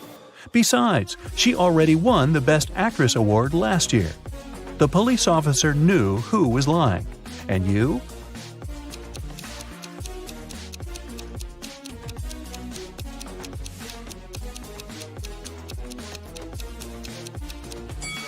Take a closer look at the selfie Grace took. You can see Catherine behind, sneaking away with the award. Betty is a famous artist and blogger with more than 1 million subscribers. She has recently hired an agent to sell her works. The agent created an online shop with Betty's exclusive paintings. One day, Betty woke up and saw that most of her followers recently unsubscribed. Can you guess what happened?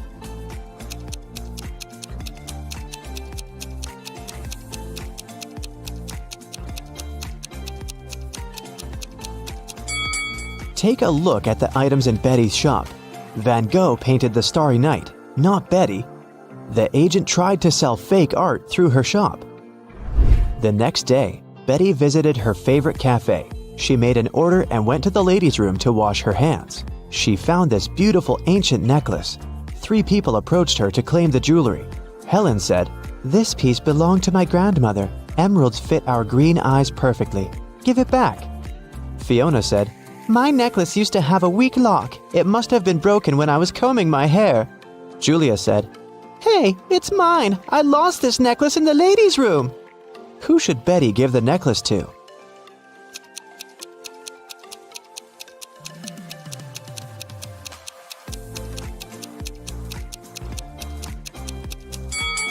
Helen mentioned emeralds, but the stones are red, not green. Julia was so sure that she'd lost the necklace in the toilet, so why wouldn't she go pick it up herself? Fiona was the only one who knew about the weak chain lock, so she's the real owner. Betty returned to her table. She noticed that someone had taken a bite out of her bagel. Betty was shocked and questioned other customers. Derek said, "Lady, I'm a billionaire. I don't need to steal other people's food." Zach said, "I'm allergic to gluten. I don't eat any pastries."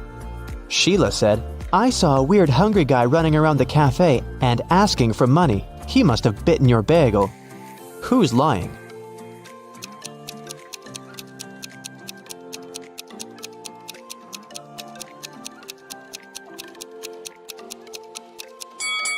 Zach. If he doesn't eat any pastries, why did he order pancakes?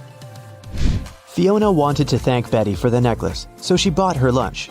The women sat down together and began to talk. Betty asked Fiona about her job. Instead of answering, Fiona showed her family tree. Can you help Betty figure this out?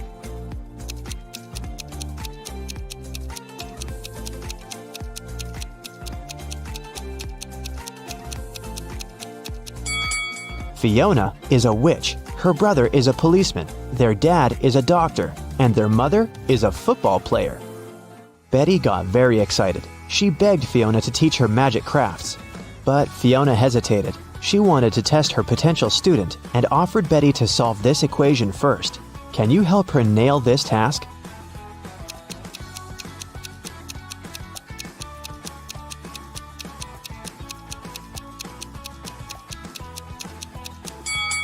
Many people fail to solve this equation because they don't pay attention to details. In this puzzle, every emoji, including the witch, wand, and the broom, symbolize different values. Before calculating the equation, let's find out the value of single things. First, calculate the value of one witch. It's 15. Now let's figure out the value of one wand. As you can see, it equals 7. And now, let's do the same thing to the brooms. This task is tricky because there are 4 brooms in this equation. So, if 4 brooms are worth 12, then 1 broom will cost 3. Now let's take a look at the final line. The witch doesn't carry around any broom or wand. Therefore, the value of an empty-handed witch is 5. And now, we're ready to solve the equation. And the correct answer is 73. Great job! Betty gave the right answer, and Fiona took her home. There's a beautiful garden maze on Fiona's land. She teleported Betty to the center of the maze and gave her this map. Betty must find a black cat. Otherwise, she's gonna stay in this trap forever. Can you help Betty out?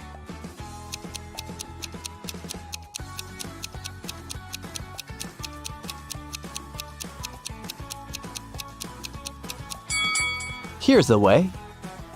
Betty wanted to run back to the castle as soon as possible. Suddenly, a creepy zombie started chasing her. It looked hungry.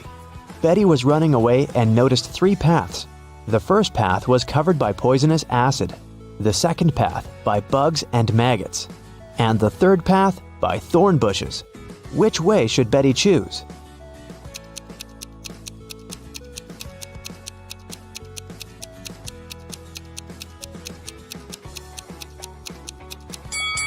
Betty should choose the second path. Bugs and maggots are gross, but they're harmless. Fiona asked Betty to serve dinner for a witch party in her castle. Can you count how many witches have arrived at this event?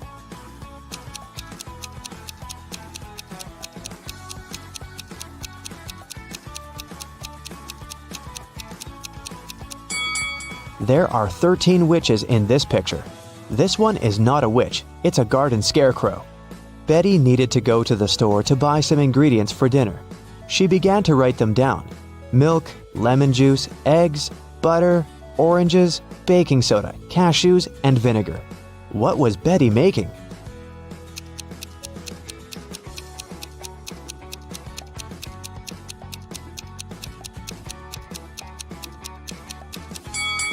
Have you guessed? Betty was making a shopping list. Betty served the witches the first meal. Can you guess what exactly?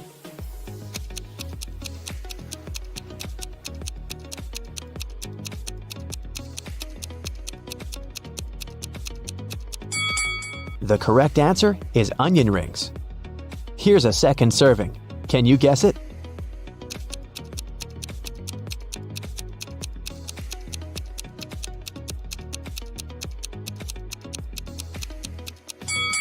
It's blueberry.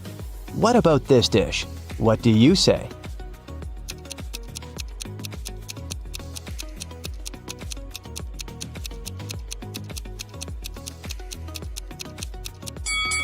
It's popcorn. Here's the next one.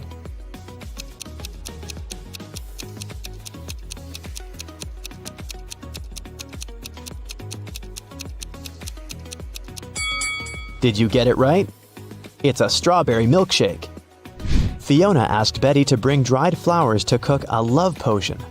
Fiona stores all ingredients in her warehouse, but as soon as Betty entered the warehouse, the door locked behind her back. Betty searched this area and found some old furniture and an antique mirror. Suddenly, she noticed 3 doors, but there was a dangerous monster behind each door. The first monster can turn any living being into stone. The second one is very angry and strong. And the third monster has venomous teeth. Can you help Betty choose the right door?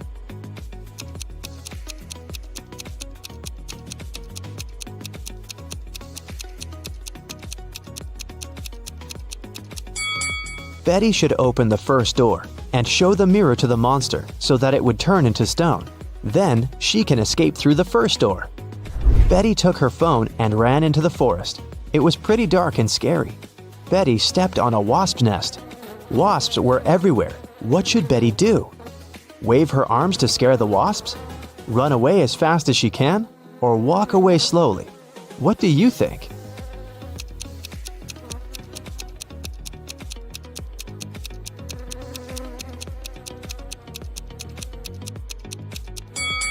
The safest choice is to walk slowly.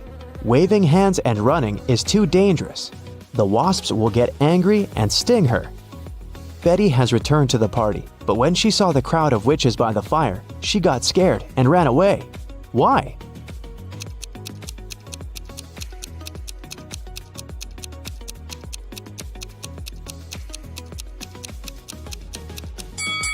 This lady by the fire is a ghost. See, she doesn't have any feet and levitates. Betty decided to hide in the castle. She wanted to call the police, but she couldn't find her phone. Betty questioned 3 witches. Georgina said, "How dare you? I use telepathy. Phones and gadgets are for losers." Lillian said, "I was outdoors singing with other witches. I didn't see or hear anything weird." and Nina said, "I don't need to steal honey.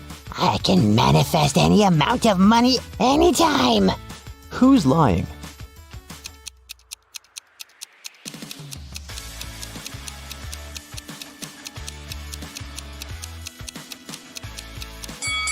Georgina, take a look at her ears. She's wearing earphones, but she said she didn't use any gadgets. Fiona got very angry when she found out that Betty had interrogated her dearest friends. Betty apologized.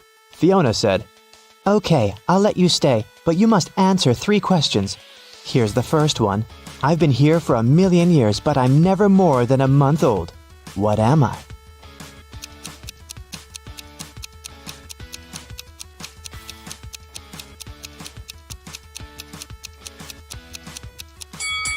Have you guessed it? The correct answer is the moon. Here's Fiona's second question. I build castles and I tear down mountains. I make some people blind, but I help others see. What am I?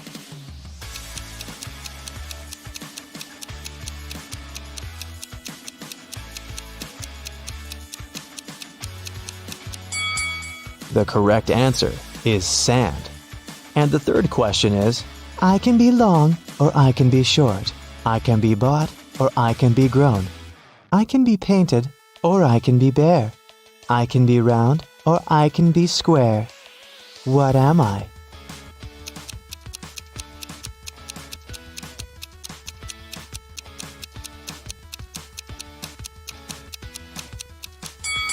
And the answer is fingernails. The party was still on.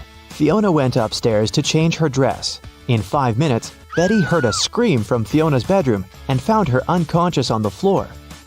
Betty asked one question to 4 suspects. What have you been doing for the last 5 minutes? Jenny was roasting marshmallows by the fire. Gemma said, I've spent the last 30 minutes in the pool.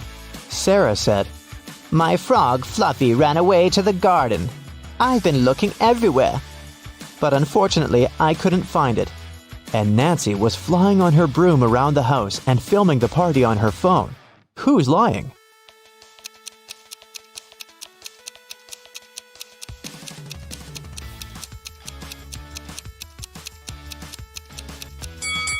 Sarah. Her frog is sitting in her pocket.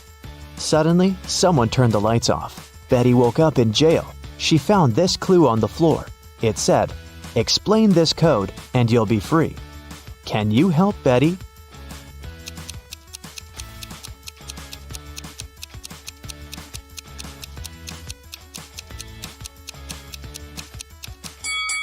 Here's the answer. Betty was running through Fiona's basement and noticed two more prisoners. She figured out that one of them was planning to escape. Can you guess who?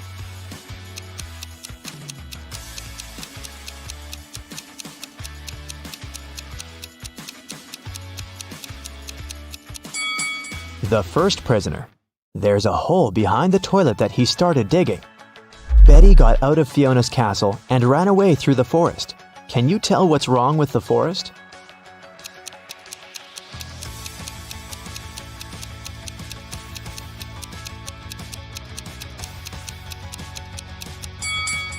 Look at the trees. They all cast shadows, but the big oak tree's shadow is in the wrong direction.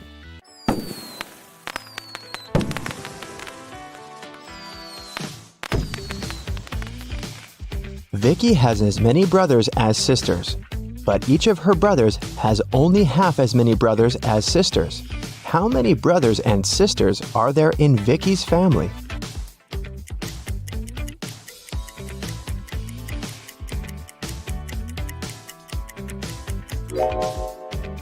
The correct answer is 4 sisters and 3 brothers.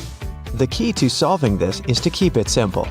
Just count the sisters and brothers in total and in terms of their own number of siblings.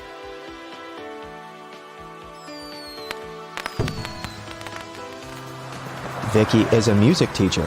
One day, she came over to her student's house to give him a lesson. The door was unlocked, so Vicky got in. Her student, Mr. Green, was lying on the couch with the flu. He was very weak, and Vicky decided to call the 3 best doctors in this town. Since Mr. Green was really rich and influential, many people wanted to get rid of him. That's why his bodyguards had to search the doctors before they began any treatment. It turned out that one of the doctors was a criminal. Can you tell which one?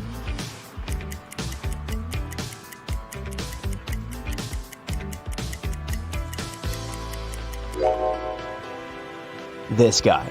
Why does he need an axe? Mr. Green got well and returned to his business duties. He runs a small company producing expensive diamond rings. On Friday, when the working week was finally over, he got a call from his bank. Mr. Green found out that someone had stolen all the money he had. He suspected that it might have been one of his employees, so he asked each of them what they'd been doing that day. Helen, the jeweler, said she always made 2 rings a day and showed all the rings she had made that week. Jesse, the sales manager, said that he had been busy meeting with the clients. And Amber, the cleaner, said that she'd been cleaning the office every day as usual, and she didn't notice anything suspicious. Who lied?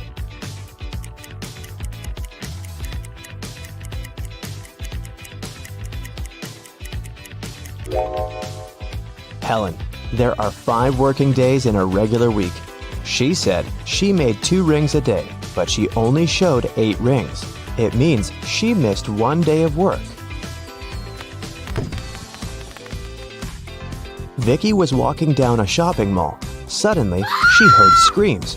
Looking outside the window and saw 2 women in big trouble. Can you tell who has more chances to survive?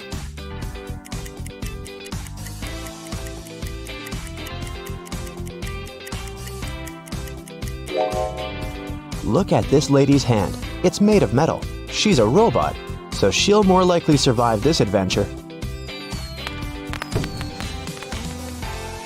One morning, Vicky was walking in the park and noticed this missing cat poster. Can you help her find the cat in this area?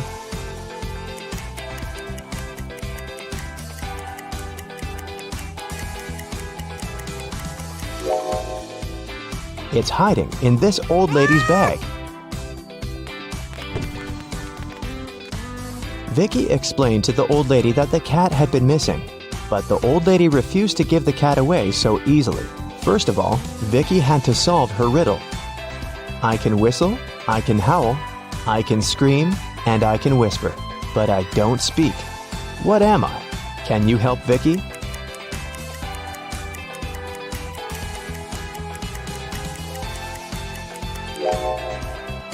The correct answer is wind.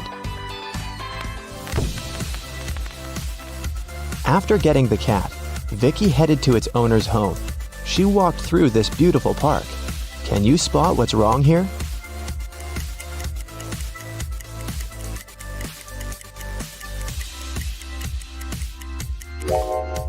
This bench doesn't have legs.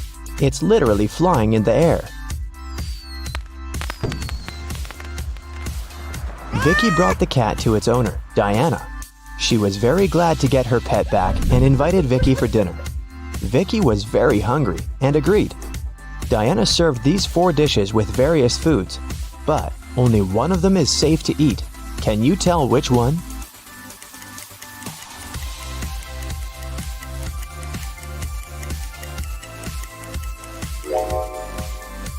The coconut cake is sprinkled with some human nails. If you look closely at this tomato soup, you'll notice some metal nails. Something's moving inside this burger, so this pasta is the only edible dish here. After dinner, Diana made a confession. She was a real witch, but Vicky didn't believe in magic at all. That's why Diana offered her this deal. If you solve my riddle, I'm gonna use some magic to fulfill your biggest wish. I'm beautiful, up in the sky, I'm magical, yet I cannot fly. To some people, I bring luck. To some people, wealth. What am I? Can you help Vicky out?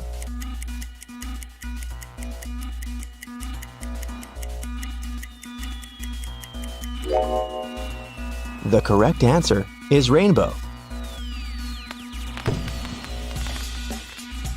Vicky has always wanted to become a famous singer. She received an invitation to a singing contest. Vicky sang beautifully and won first place.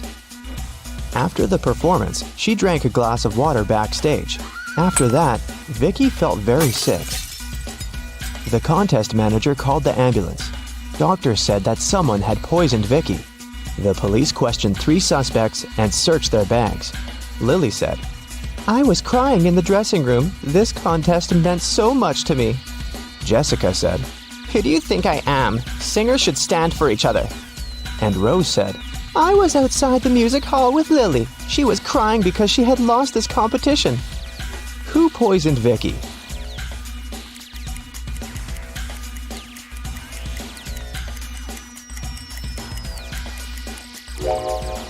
Lily said she was in the dressing room, while Rose said that they had been outdoors.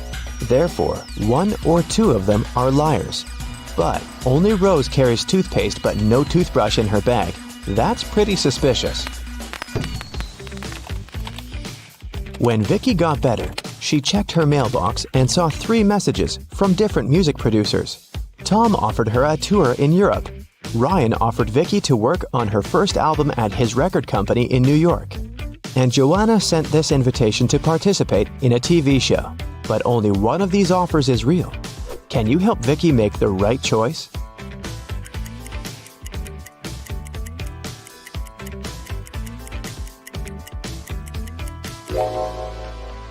Joanna's message is spam. She doesn't mention Vicky's name anywhere, and the text includes a suspicious link. Ryan sent Vicky a picture of his record company. But there are palm trees and a tropical forest outside the window. It's clearly not in New York. So, Vicky should pick Tom. Vicky was walking home from a rehearsal and stepped on a magical portal. She fainted and woke up in an enchanted forest. Suddenly, a wicked witch popped out of nowhere and gave Vicky a choice. If you solve my riddle, I'll let you go. And if not, you'll get lost in this forest forever. Here's the riddle. I can be flipped and broken, but I never move. I can be closed and opened, and sometimes removed. You can seal me with your hands. What am I? Unfortunately, Vicky failed to crack this riddle. And what about you?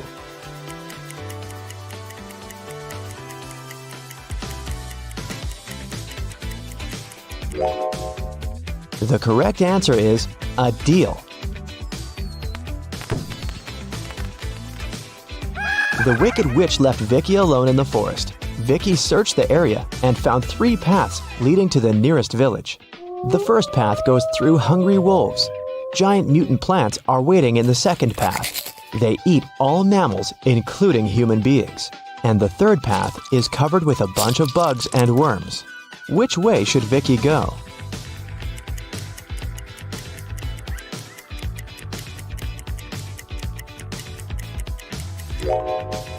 Although insects are gross, they are the least harmful to humans, so Vicky should choose this path.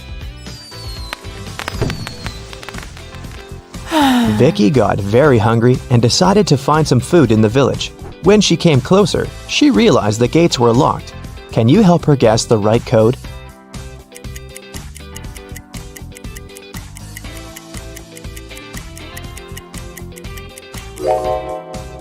Take a look at the screen. It requires a 4-digit code. Someone decorated the gates with this symbol. It's a hint. If we divide this symbol into 4 parts, we will see that it's made up of 4 2s. So, Vicky should enter 2222 and come in. When Vicky entered the village, an angry pixie stopped her and said, Not so fast, lady. You gotta solve one riddle first. What should you do when you see a green man? Vicky cracked this puzzle right away. What about you?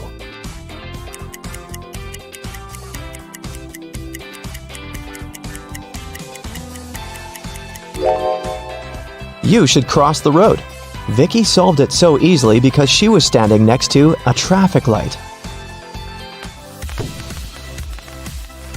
It turned out it wasn't an ordinary village. Various magical creatures lived here together. Vicky entered the local club and asked for some food. But the owner, Werewolf Fred, said, If you want to eat, you gotta work. Now Vicky's job is to check the guests' ID cards. She shouldn't let suspicious persons or those under 21 get inside. Take a look at these 3 ID cards and figure out who shouldn't enter the club.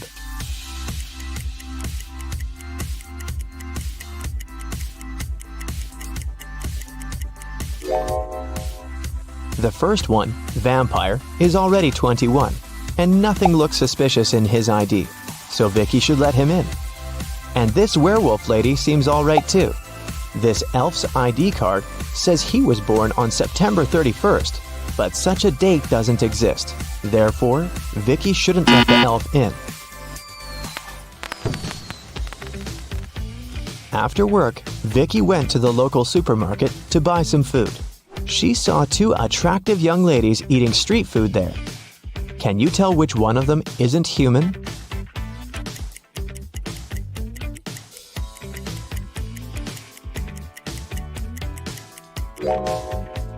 Take a closer look at this ice cream. Raw meat? This lady is definitely a werewolf. Vicky liked this village and decided to stay there. She met the love of her life, and 2 years later, they got engaged. Today is her wedding day. Can you guess who her husband is?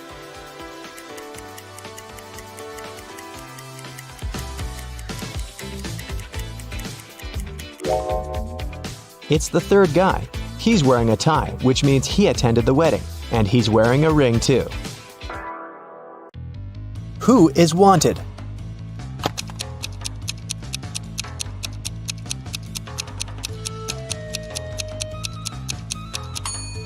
The girl on the right. She has the same mole as the girl on the poster.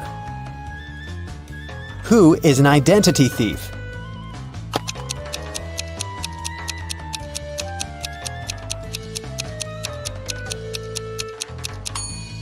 It's the man on the right. His real ID is sticking out of his backpack, which means he must be showing a fake ID. Who is an imposter?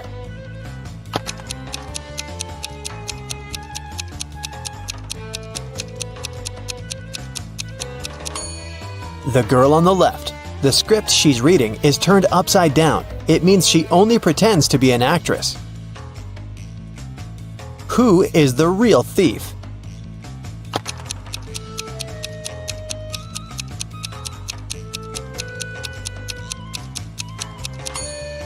Both of these men are thieves. While one man is distracting the girl, the other is preparing to steal her phone. The last will of Mr. Wilson, a rich businessman, got stolen. There were 5 people in the house at that moment: Mr. Wilson's wife, their cook, butler, maid, and gardener. They all told the detective what they'd been doing that evening. Mrs. Wilson was sitting by the fireplace embroidering. The cook was making breakfast. The butler was supervising several workers in the living room. The maid was sweeping the floors in the hallway. The gardener was watering the plants in the greenhouse. Right after this conversation, the detective arrested the thief. Who is the culprit? And how'd the detective figure it out?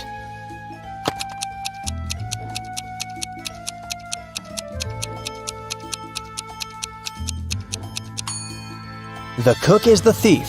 He said he'd been preparing breakfast, but the crime happened in the evening. Lily owned a flower store. One day, she got a call from the police. They told her that her shop had been robbed. When she arrived, shards of glass were on the ground near the store, and the pots and plants inside were broken. The police questioned 3 suspects. Jacob, Lily's ex, said, "I was in a hurry and didn't notice that the windows were broken when I was passing by the store. I only realized what had happened when the police called me."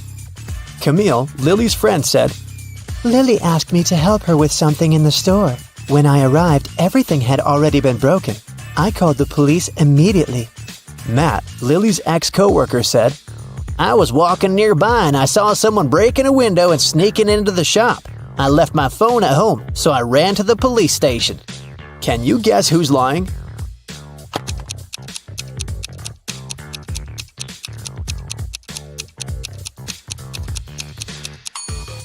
Matt is lying. Shards of glass were laying on the ground, which meant that the criminal had to break the window from the inside. Let's take a little break. Now, you need to think fast. Mary's mom has 4 daughters. One daughter is called April, the second is named May, and the third daughter is June.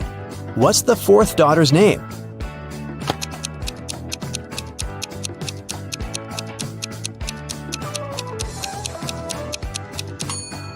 It's Mary, of course. Who doesn't belong to this list? Napoleon Bonaparte, Queen Elizabeth, William Shakespeare, Sherlock Holmes, Aristotle, Christopher Columbus, Donald Trump.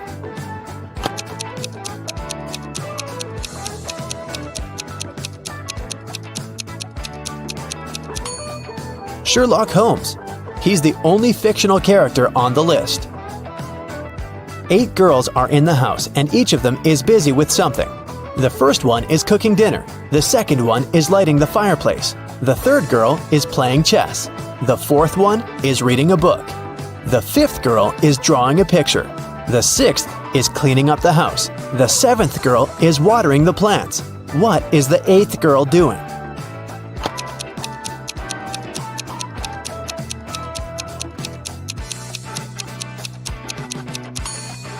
She's playing chess with the third girl. One woman turned 40 in 1850, but in 1860 she was 30 years old. How could this happen?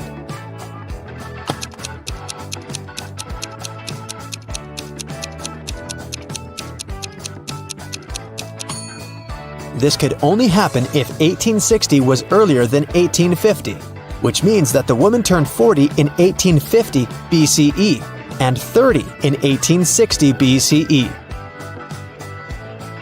An artist was walking in the park when it suddenly started raining. He had neither a hat nor an umbrella to cover his head. He also couldn't hide under a tree because the downpour was too heavy, and still, not a single hair on his head got wet. How can that happen?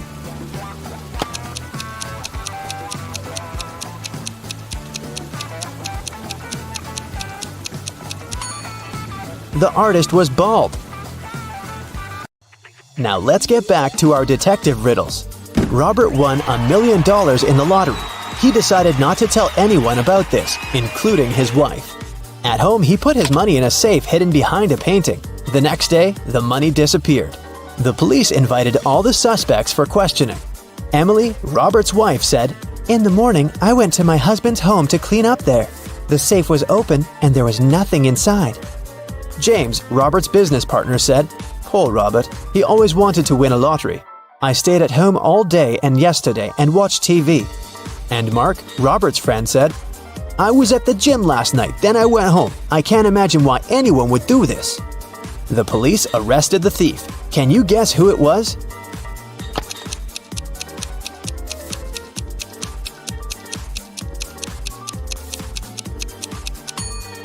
Robert's business partner did this. Robert didn't tell anyone that he'd won the lottery. His wife noticed an empty safe when she entered the office, but she didn't know what was inside.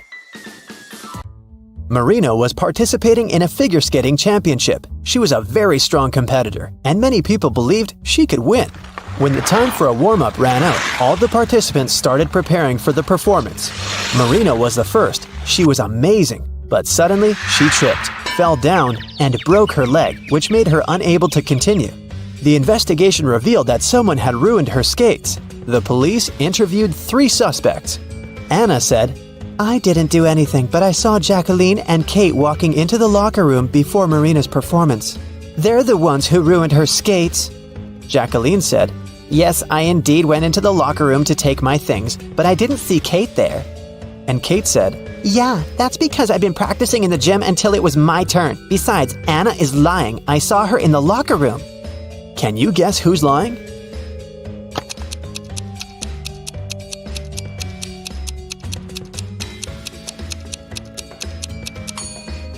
Kate. She couldn't train in the gym because the time for the warm-up had been over by the time the competition started. Here's what happened. Kate went into the locker room and ruined Marina's skates. Jacqueline came into the locker room after her, and that's what Anna saw. Jane is afraid that she might have a stalker. She brought some photos of herself and her friends to the police. The police immediately found the culprit. Who is Jane's stalker?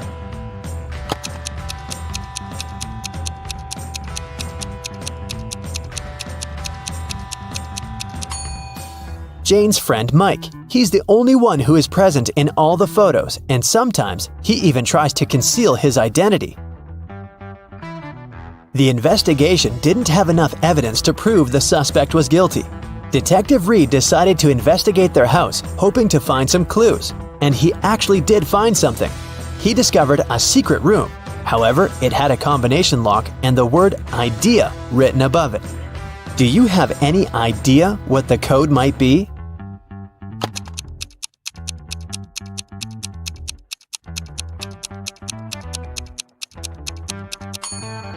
"9451. The code is the number of each of the letters in the alphabet. The door opened to the suspect's secret office. At first glance, there was nothing suspicious inside. A table with a book in the middle, some dusty furniture, and a picture on the wall.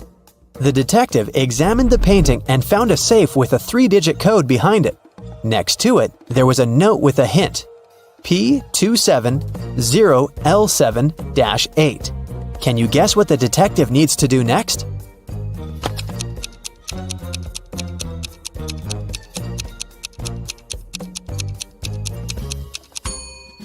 The detective realized that the note meant page 270, lines 7 to 8. He should check out the book on the table. The detective found the necessary lines on page 270. They read, "After wandering through the desert for 4 days and 3 nights, I came across a couple of travelers. They fed me and gave me one of their camels." This is a clue that can help crack the code to the safe. What is it?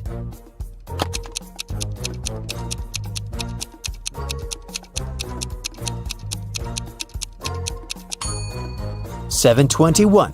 4 days and 3 nights makes 7. A couple of travelers is 2. And don't forget about 1 camel."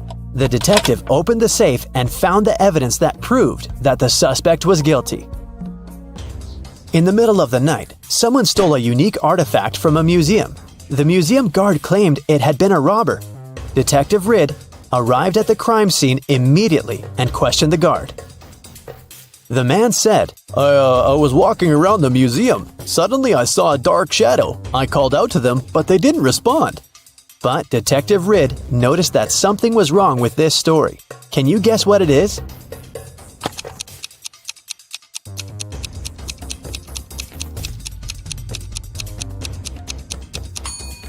There are only one person's footprints on the floor. If there was the guard and the criminal in the museum, shouldn't there be two sets of footprints? Detective Ridd asked the guard what he did next. The man said, I ran after the thief and saw them break the glass door and steal the artifact. The alarm didn't go off, as they had probably turned it off. Is the guard telling the truth?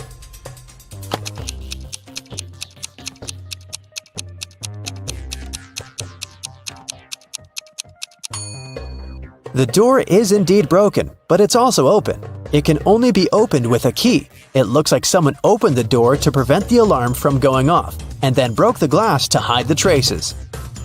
The detective asked the man what had happened next. The guard said, I ran up to the criminal and tried to stop them, but they sprayed something in my eyes, and I lost consciousness. When I woke up, I immediately called the police. Is he telling the truth?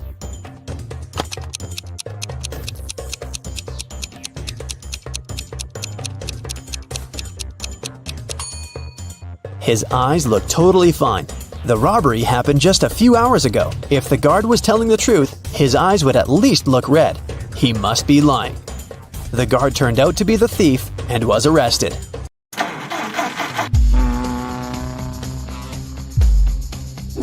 Cab driver Bobby was moving in the wrong direction on a one-way road. A police officer was standing nearby and noticed the driver, but he didn't stop or find Bobby. Why?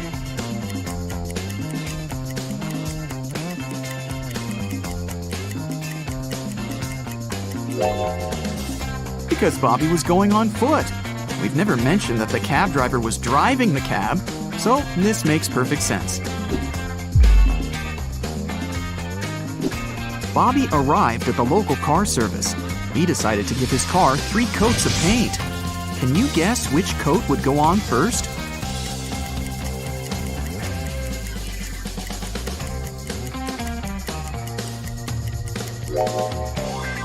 The second, as it's the only coat that can go on the first coat. The mechanic told Bobby, "Hey bro, I'm gonna give you a discount if you manage to crack my riddle, so listen carefully. They are the 5 precious gems of an everyday sort, and all can be found on a tennis court. What are they? Can you solve this mystery?"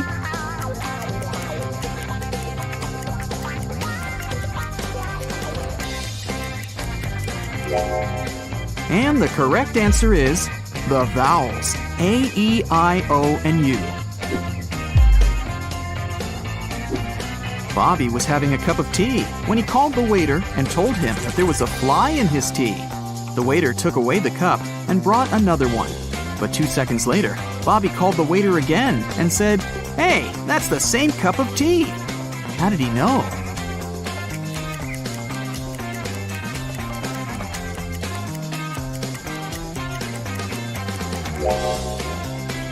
Bobby had already put sugar in his tea. Bobby's friend Bill joined him during lunch and offered a bet. "If you solve my riddle, I'm going to pay for food. But if you fail, you're the one to pay." Bobby liked riddles and agreed. Bill put some matchsticks on the table and said, "Okay, here's the task. I've arranged matchsticks in a grid so that the first and second row, as well as the first and the third columns, contain 12 matchsticks each. Can you remove 4 matchsticks and rearrange all the remaining ones so that we're still left with 12 matchsticks in the first row, the second row, the first column, and the third column? Can you help Bobby save some cash?"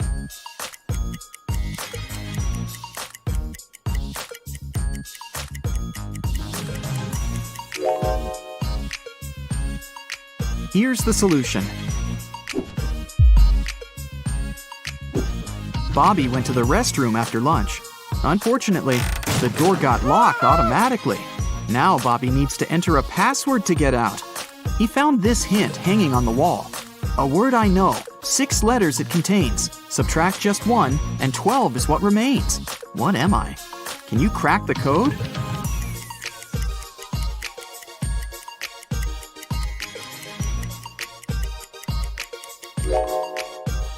The correct answer is dozens. Bobby was visiting a historical museum. He entered the wrong door and got stuck in a creepy dungeon. There, he found a sufficient supply of buckets filled with food, medicines, and drinking water for a week. But Bobby didn't want to stay there that long. He searched for ways out and found these 3 doors. A hungry bear and a cub are hiding behind the first door. The second door leads to a wall of fire, and the third door leads to a lake filled with crocodiles. Can you help Bobby choose the right door?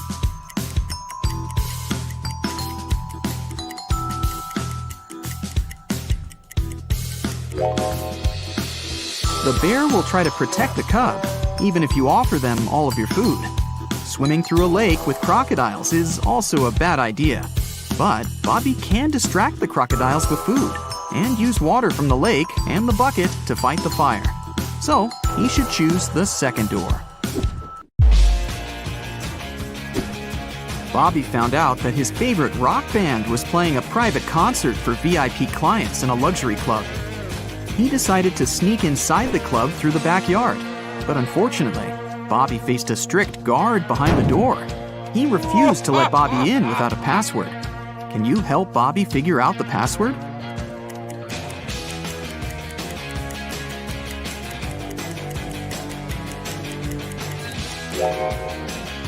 Take a look at the guard's t-shirt. It's a rebus. The password is to infinity and beyond. Bobby's friend Mike is an expert on paranormal activity. He invited Bobby for ghost hunting in a creepy old hotel. Their equipment indicated strong signs that a ghost was hiding behind one of the 4 doors. Each door has an inscription. If the ghost is behind door C, then A, C, and D are all true. But if the ghost is behind door D, then the statements on all the other doors are false, except for that on door B. This matches the rules. Mike was standing on a 100-foot, 30-meter ladder. He slipped from the ladder and fell to the ground. But after the fall, he was absolutely fine and not injured. How could that be?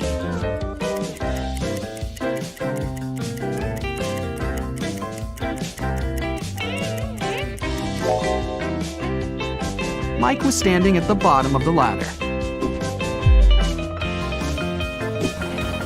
Bobby's friend brought him to a round desert island by helicopter and left him there. Bobby wanted to spend some time alone, but something went wrong. He met a lonely lion. Bobby and the lion are standing on the island that measures 1 unit in radius. Both of them can effortlessly run at the speed of 1 unit maximum. Let's suppose that the lion is very hungry. Will he be able to eat Bobby? And if yes, how long can Bobby survive on the island?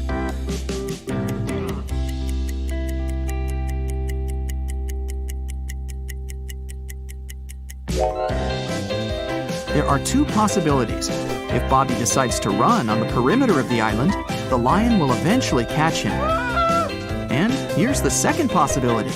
Bobby doesn't run on the perimeter.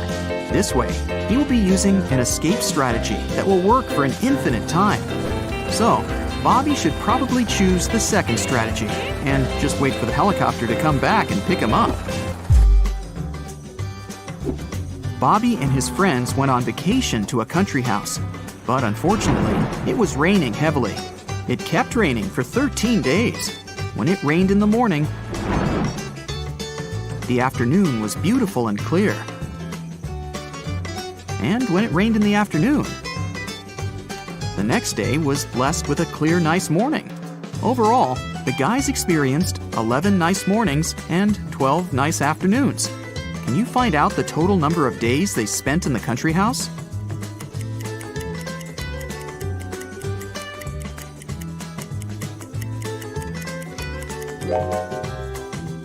correct answer is 18. And here's why. Let's call clear afternoons X, clear mornings Z, and no rain period O.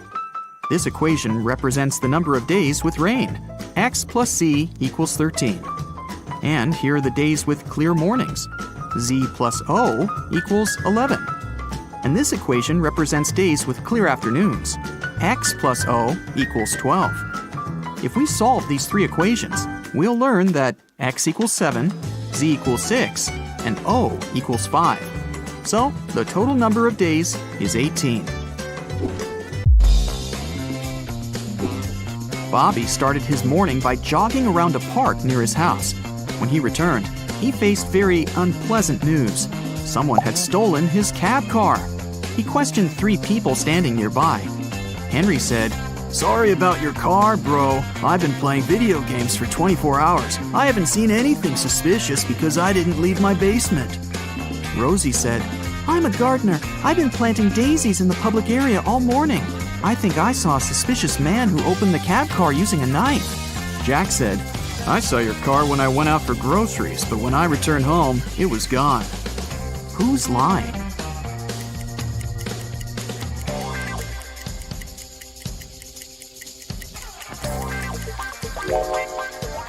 Rosie.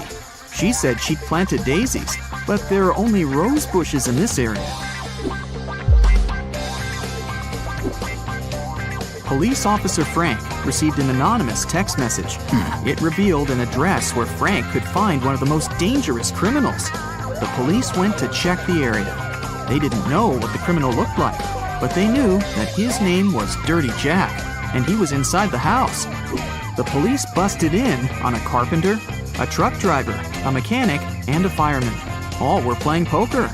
Without any hesitation or communication of any kind, they arrested the fireman. How did they know that he was the criminal?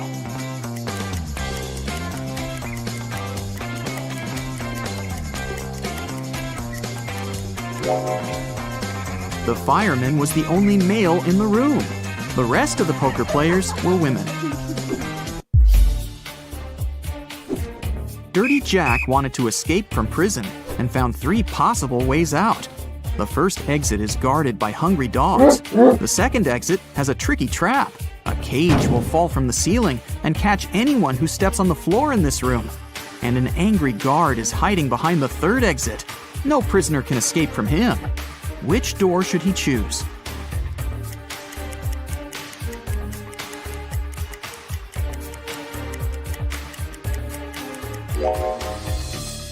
The second one. He can throw his boot to activate the trap and then just walk around it.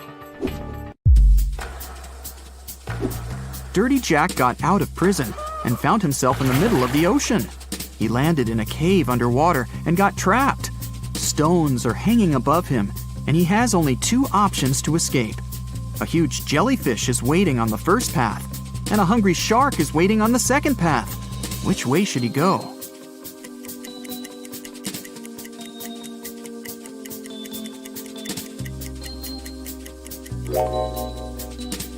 Dirty Jack should choose the second option.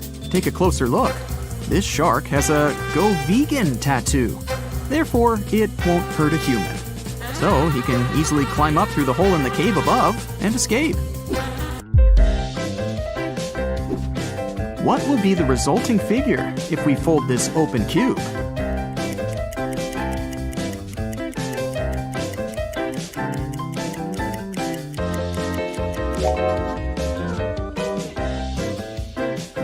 The correct answer is A. Louis returns home after sunbathing on a beach. He turns on the stove to make an omelet. Sometime later, while he's having breakfast, someone knocks on his door. Several men introduce themselves as maintenance workers.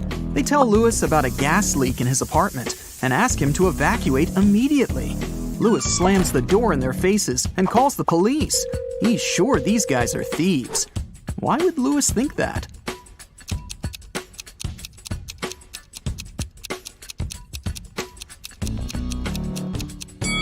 He fried his eggs on the electric stove, not a gas one. Thieves wanted to lure him out of his apartment and steal his stuff.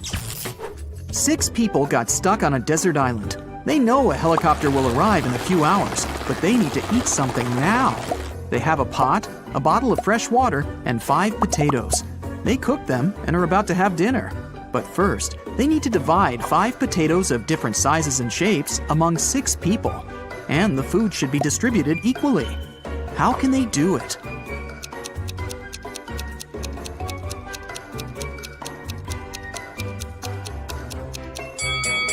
Easy. They should just prepare mashed potatoes.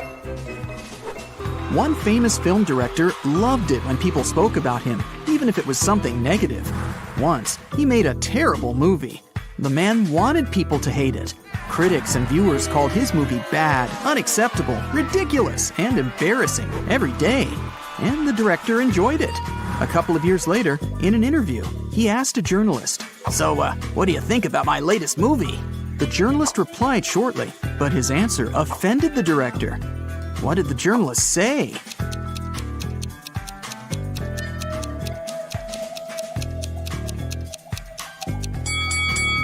I don't remember it. 3 girls met in a cozy restaurant to discuss an upcoming party. Jessica ordered a lot of food. Sarah asked for cherry juice. Lucy took an apple out of her bag and started eating it. The waiter brought the juice and the ordered food and left. Sarah started sipping her drink from the glass, but Jessica didn't touch her meal at all. Someone's not human. But who?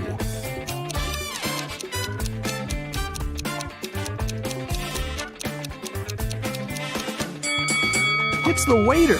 Did you see that his hands were covered with scales and his pupils looked like those of a snake?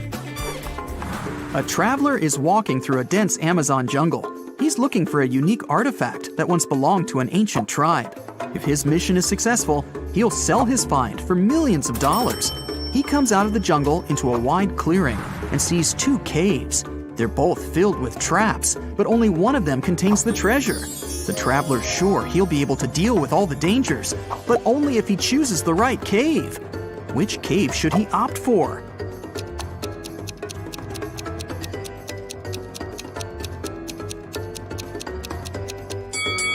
The right cave. See, the entrance is overgrown with cobwebs. This means that no one's been there for a very long time. All the other treasure hunters entered the left cave, and they never came back. Mark's friends invited him to a picnic. He arrived at the place, walked around the house, and saw a group of 8 people. None of them was his friend. It was the wrong house. Before leaving, Mark noticed that 3 people in that group were androids. Can you spot them?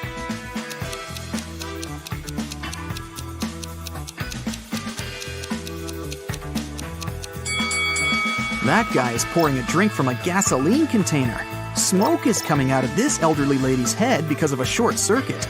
And this girl is charging her phone through a cable connected to her neck. After a shipwreck, Jack found himself on a desert island. He built a raft and equipped it with small sails that he took from the ruined ship. Jack couldn't sail far from the shore because there was no wind. A few days later, he noticed a ship. It was approaching the island, but its wind-filled sails were facing the opposite direction. According to the laws of physics, it should be sailing away from the island. Besides, there was no wind. So how is it possible that the ship was getting closer to the shore?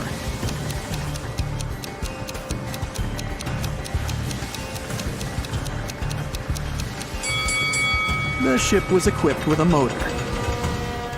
Richard is walking through the forest barefoot because some monkeys have stolen his shoes. He's cold and hungry. Fortunately, he spots a hut. Smoke is coming out of the chimney, and light is shining through the windows. 3 paths lead to the house. The first is covered with red-hot coals, and there are loads of rusty nails on the second one. And the third path is littered with broken glass. Yikes! Which way should Richard choose?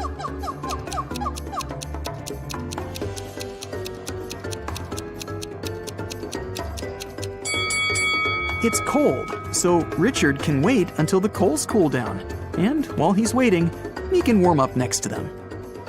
Toby has been wandering through the desert for several hours. The sun's burning his neck. There's nothing but hot sand around. He's run out of all the water he had. Toby gets weaker and weaker, and finally, he falls down. At this moment, He sees two tiny ponds. Toby only has enough strength to get to one of them. Which of these ponds is a mirage and which is real?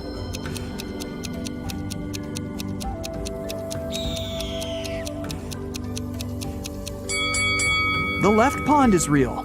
See the clouds above it? It rained there, and the rainwater formed the pond. At the edge of the forest, quite far from the village, there was an old house. Its owner found his TV broken in the morning. Someone had smashed the screen. The owner called everyone who had been in the house that night: a cook, a cleaning lady, and a lawyer. Who broke my TV? The man asked. I was cooking dinner. I didn't touch anything, the cook said. I was cleaning the basement, the cleaning lady answered. I was upstairs. I spent the whole night studying the documents, the lawyer replied. One of them is lying. Who is it?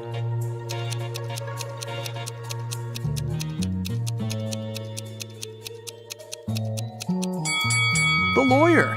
He said he was upstairs, but it's a one-story house. He couldn't be studying the documents on the roof all night.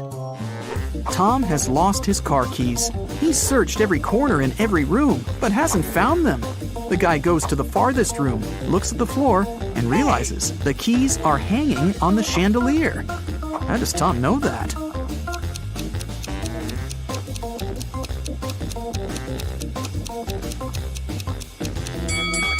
The floor is reflective. An elderly philosophy teacher began an exam. His students were sitting in their seats, listening to him. Here's a task for you. Prove that everything that happens around me is real, and I'm not sleeping. Whoever writes the most convincing proof will get the highest points. The students had been writing for several hours, but almost no one got a good grade, except for one girl. She wrote an essay consisting of several words. What did she put on paper?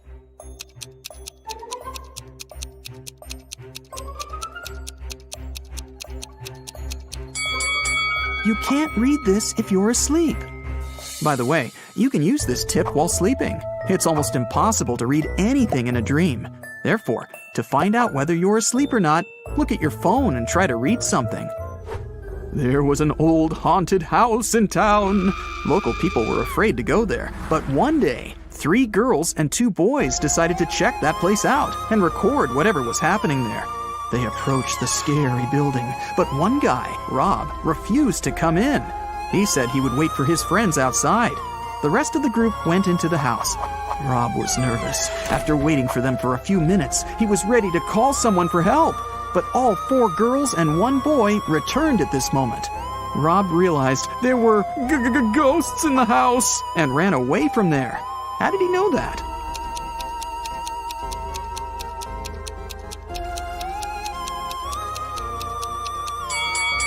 Three girls and 1 boy were in the house, but 5 people came out. 1 girl was a spirit. Rob saw her and ran away. Michael is walking along the sidewalk, holding his hands behind his back. A car appears from around the corner behind him. At this moment, Michael is walking near a big puddle. The driver accelerates. He's going to splash the water all over Michael. But at the last moment, he suddenly slows down and drives around the puddle. Why didn't he drench Michael?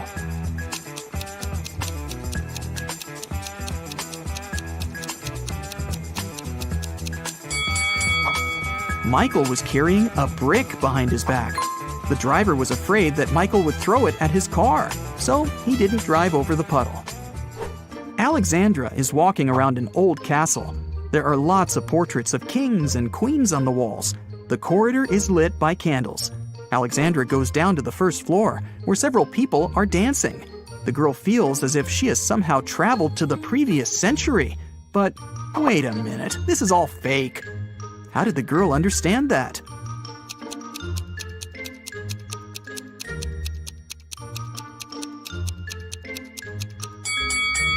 A hidden camera is installed in the corner of the hall. Also, that dancing girl has a smartwatch on her wrist. See? It's morning. Bob leaves his house and goes to the beach. The sun is peeking over the horizon. The sea is calm. There's no wind. Bob sits down on the sand, closes his eyes, and begins to meditate. Several people come up to Bob and sit down next to him to meditate too. Bob opens his eyes, sees them, and realizes that something's wrong with these people. But what?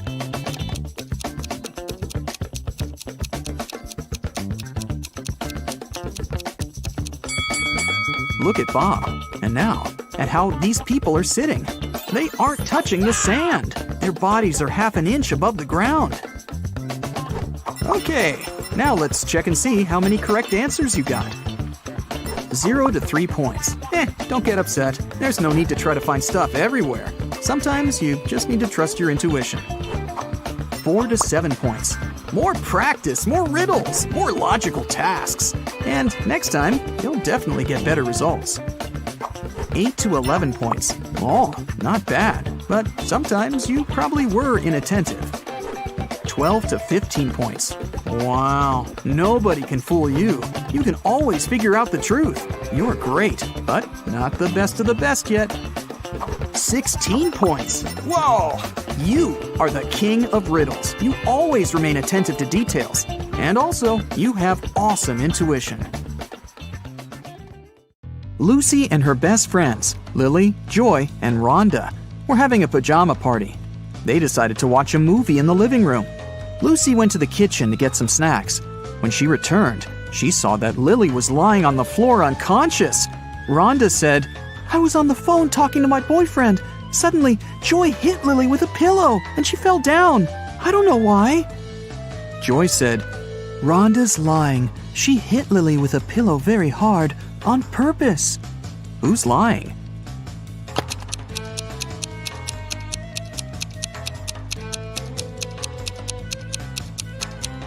Both of them. There are no pillows in this room. After the movie, the girls decided to play with a Ouija board. They called the ghost of a famous singer. Suddenly, the pointer on the board started moving by itself and wrote this: "Evil lots yad 3 Eva hoi." Can you help Lucy and her friends decode this message?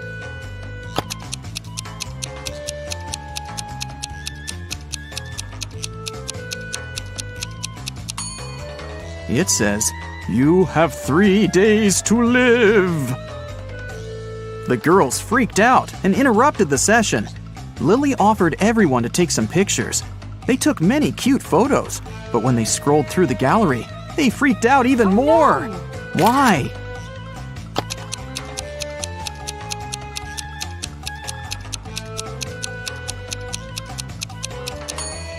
All 4 friends are in this picture. But then, who took it? Lucy told her friends it was time to get some sleep. But as soon as they entered the room, they ran out screaming. Why?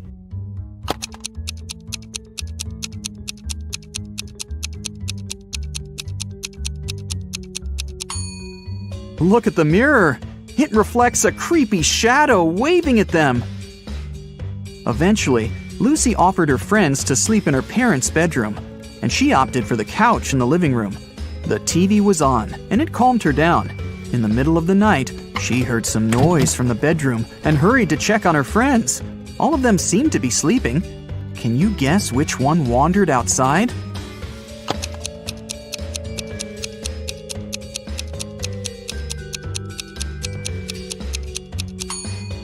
Lily. She has leaves in her hair. The next day, Lucy, Rhonda, and Lily met in the classroom. They were very concerned. Why?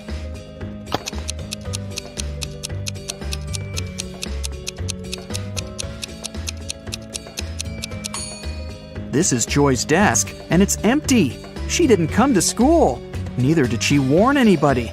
Look, Lucy is carrying a cup of coffee with Joy's name. Joy didn't show up and didn't answer her friends' calls. Lucy, Rhonda, and Lily went to visit her.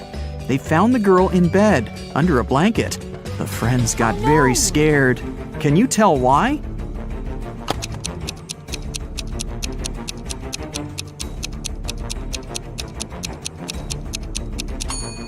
Joy has covered the window with a blackout curtain, and the shape of her ears and teeth has changed. She's turning into a vampire. Lily decided to stay and take care of Joy. Meanwhile, Rhonda offered Lucy to visit her Aunt Vera. She ran a magic shop with different potions. When Vera heard about what happened to Joy, she said, Okay, I need 3 ingredients to cook a healing drink. Here's the first one. When it comes to me, you go when you see red and stop at green. Can you guess the ingredient?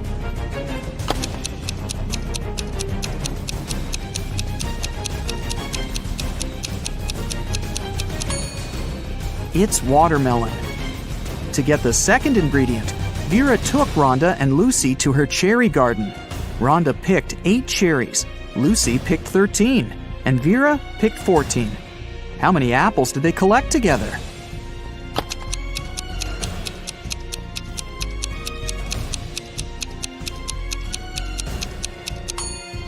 Zero. Apples don't grow in cherry gardens. Vera gave Lucy and Rhonda a hint about the third ingredient. Here it is. Can you help them crack this rebus?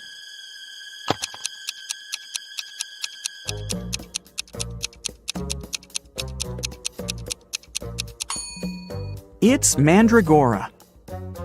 Mandragora grew near the spookiest house in town. Vera gave Lucy and Rhonda a task to find it and bring it to her store. While Rhonda was searching in the garden, Lucy decided to get a closer look at the house. She saw a sign with a weird name on it, Siomon Eprik. She went to the huge door and opened it quietly. After Lucy got inside, the door slammed shut behind her back. Tons of vampire bats rushed at her. Lucy started pulling on the door like crazy. Suddenly, she saw that there was something written on it. Change the order of letters in Siomon Eprik. She yelled the answer, and the door opened. What did the girl say?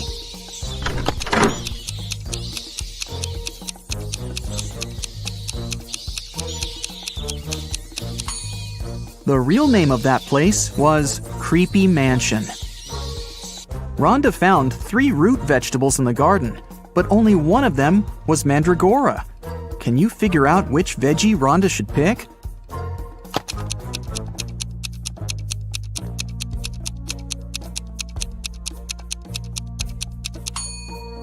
Even if you've never seen a mandrake, you can eliminate the other plants. This is definitely a carrot, and this is a beet. So the remaining one must be the mandragora. Lucy and Rhonda prepared to leave the spooky house, but suddenly they stepped on a trap hidden in the grass and fell into a deep well. They looked around and found 3 tunnels leading to freedom. A fire-breathing dragon was waiting in the first tunnel. It was very angry and disliked people. There was a portal leading into a black hole in the second tunnel, and huge cacti were growing all over the third tunnel. Their juice was poisonous to any human. Which way should Lucy and Rhonda choose?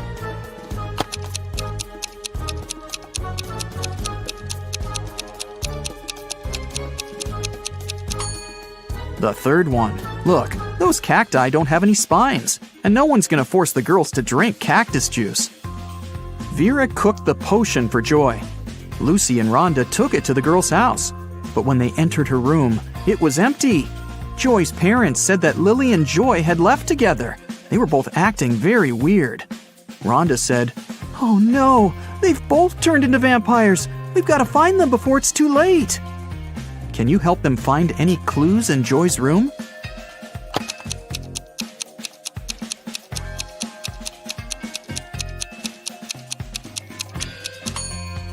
Look at her laptop. They seem to have bought train tickets to go to Las Vegas to visit Joy's granny. Lucy and Rhonda boarded the train. Besides them, there were 4 other people in the car. One of these passengers didn't have a ticket. Can you figure out who it is?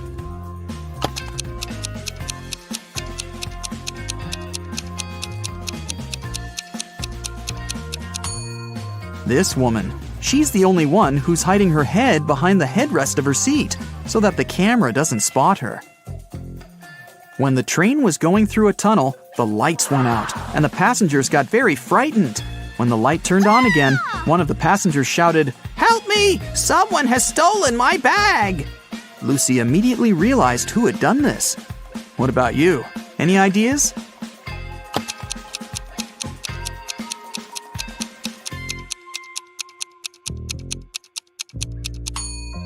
Yeah, this guy. There's some makeup lying under his seat, and his window is open. He put the contents of the bag into his backpack and then threw the bag out the window. Rhonda and Lucy got to Las Vegas and headed for the house where Joy's granny lived, but they kept coming to the wrong houses. In the first house, they met this old lady, and in the second, there was this one. Can you tell which elderly woman is dangerous?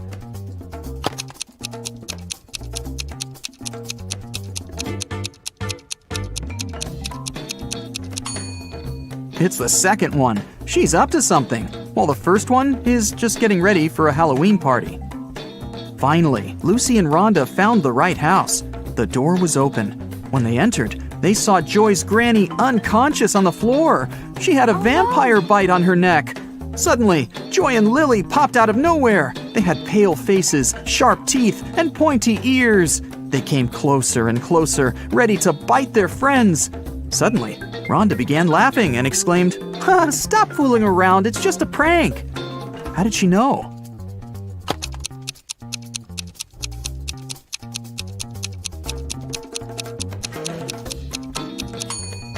The mirror reflects Joy, and Lily casts a shadow.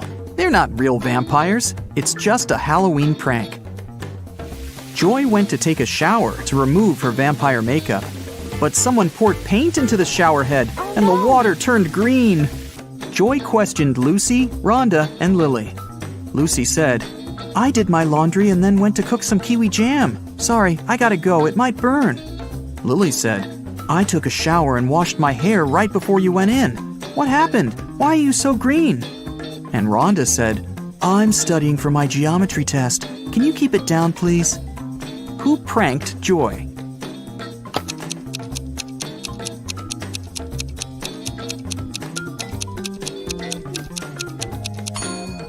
Lily said she'd just washed her hair, but it's dry and braided. Besides, she's wearing a dress under her bathrobe. That's a pretty suspicious outfit. Rhonda decided to prank Lily. She took a balloon and a cupcake paper cup. She filled the balloon with some water and put it into the paper cup. Then she added some shaving cream on top and decorated it all with sprinkles. Now it looked exactly like a real cupcake. Rhonda was very proud of herself. Suddenly, she heard other girls entering the kitchen.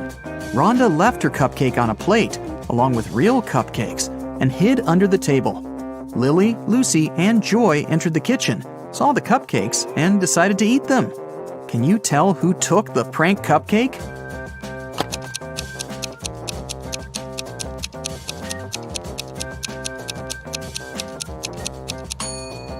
Joy. The real cream has already melted, but the shaving cream still looks perfect. Joy, Rhonda, Lily, and Lucy went out to celebrate Halloween. They knocked on the neighbor's door. Mike opened the door. The girls shouted, "Trick or treat!"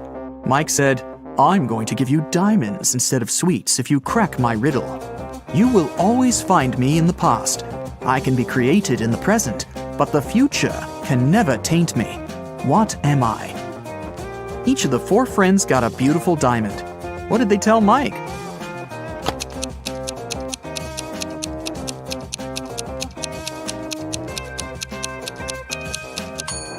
The correct answer is history. The girls went to the local Halloween party. The hostess didn't want to let them in without a password, but they didn't know it. The woman liked their costumes, so she gave them a little hint. "I eat clams. I live in the ocean. I move slowly. I have 5 arms. What am I?" In no time, Joy, Rhonda, Lily, and Lucy were inside. So, what was the password?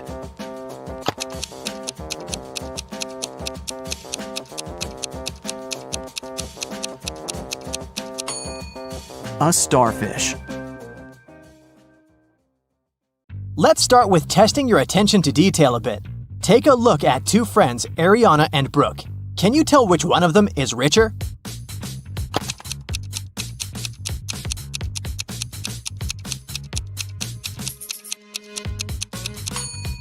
It must be Ariana. Look, she has an original Louis Vuitton purse.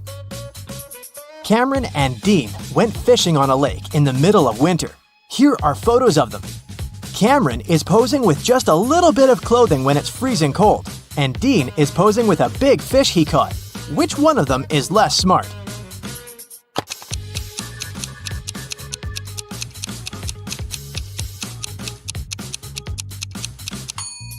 It's Dean. Look, the ice on the lake is cracking. It's dangerous to stay there. Everly and Jasmine are in a hurry to get to work. They're running late. Everly is going her usual way, and Jasmine has taken a shortcut. Which one of them is in danger?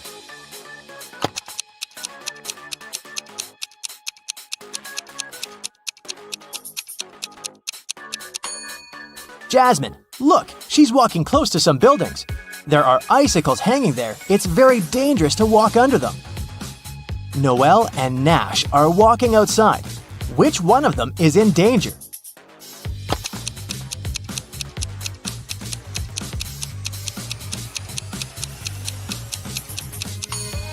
It's Noelle. Even though Nash is blind, he has a stick and he'll know that there is a hole. Noelle might not notice this because she's too focused on her phone. For her wedding anniversary, Charlotte received a diamond necklace. Next evening, she was having dinner with her friends and showed the necklace to them. She let them look at it and left for the bathroom. When she returned, the necklace wasn't there. Her friends told her that she had taken it with her. Take a look at the pictures before and after and tell where the necklace is.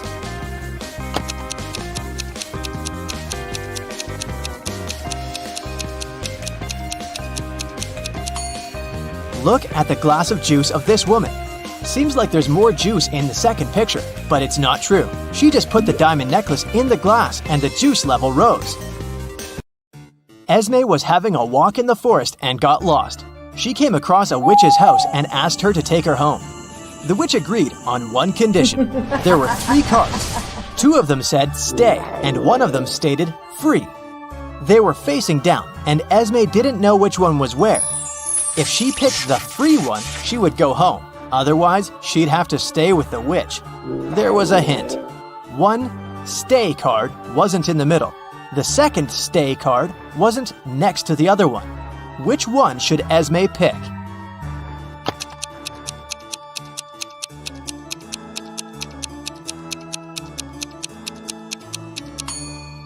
If 1 stay isn't in the middle, it's either on the left or on the right. Otherwise, if the other one can't be next to it, then it's definitely not in the middle, but on the other side. So, Esme should pick the middle card. It must be the free pass. Ava needed to sneak into her mom's computer to delete an email she had accidentally forwarded to her, but the account required a password she didn't know. Luckily, there was a hint, and here's what it said. What do you think the password is?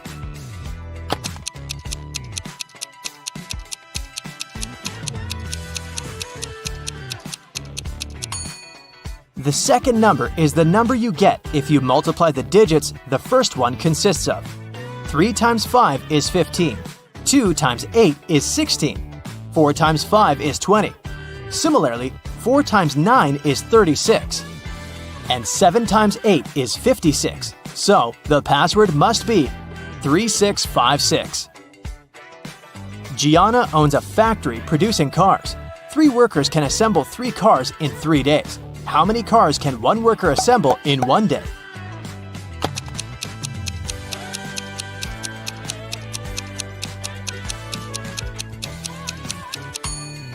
If 3 workers assemble 3 cars in 3 days, then 1 worker assembles 1 car in 3 days. So, in 1 day, a worker assembles 1/3 of a car. Eloise woke up in a dark dungeon with only some torches lighting it up. There was a door, but it was locked. There was a panel with buttons of different colors and a plate with the word GROW written on it. How can Eloise get out?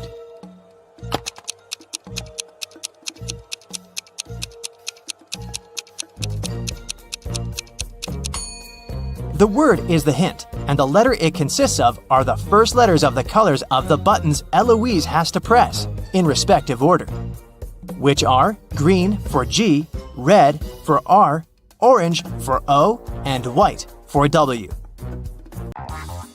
2 best friends, Emily and Luna, came to a popular and expensive hair salon.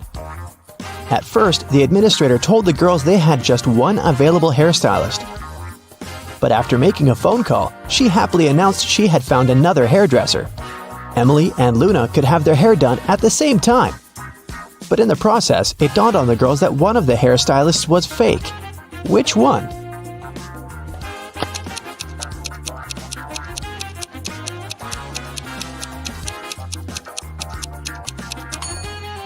Hairstylists are using regular scissors, but instead of hairspray, the one on the left is holding a can of bug spray. Yeah, that's a big clue right there. Mary and her younger brother Alex were mushroom hunting in the forest. They started to quarrel. So Alex got angry and ran away. After several minutes, Mary rushed after him. She was still fuming but also worried. Soon, the girl reached a small river. A man was sitting on the shore. "Did you see a teenager here?" Mary asked. "Yep, he's just taken a boat and made it to the other side." But Mary didn't believe the man. Why?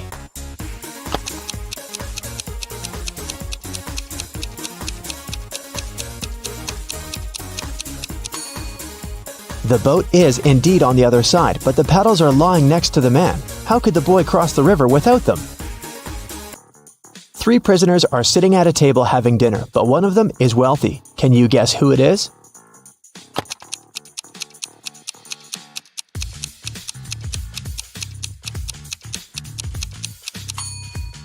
It's not the guy with the steak and shrimps. The little tag on his shirt reveals he's a chef, and he likes to prepare a special treat for himself. The guy with the jewels shows that he's well off, but in prison, jewelry is basically worthless. It's the third guy. Wealthy people try to keep a low profile in prison, not to be targeted by others. That's why he doesn't flash any valuable possessions or his status. It's Friday and all the students have gathered in a big lecture hall to take the end of term exam. The teacher has been informed that one student is going to cheat. Can you tell which one? Pay attention to every detail.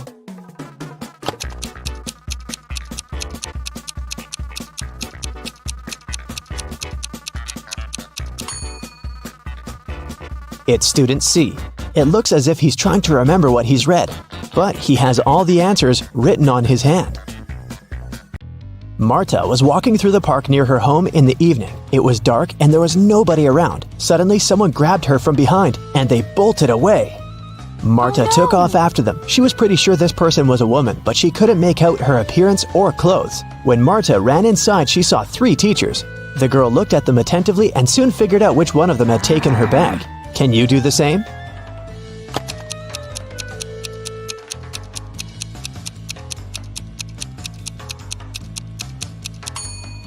The woman in the middle wouldn't be able to run away with a cast on her leg. The one on the right doesn't have anything in her hands.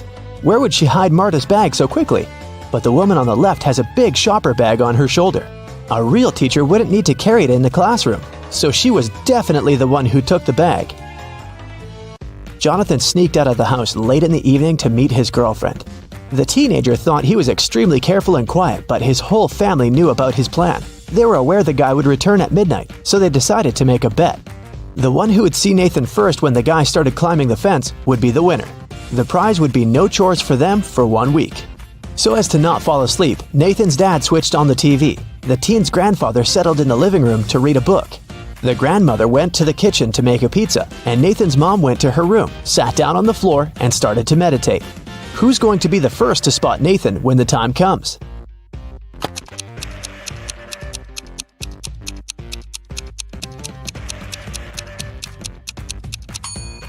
Nathan's mom. Her eyes will be used to the darkness, and she will see better than the others. Look at this picture closely and try to figure out who's from the future.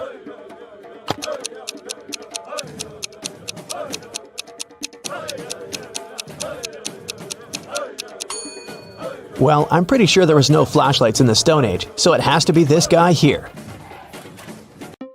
Down in the Sea Kingdom, Stacy met Neptune. He was sitting on his throne, surrounded by 3 mermaids. Neptune asked Stacy to return the pearl necklace to his wife, who had recently lost it. Luke happened to have found the necklace on the shore. Can you guess which mermaid is Neptune's wife, so Luke can give it back to her?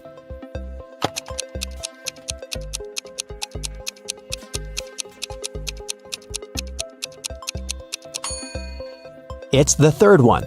She's the only one who's wearing an engagement ring. Lisa was a famous top model. She was found unconscious in her dressing room during a photo shoot and taken to a hospital.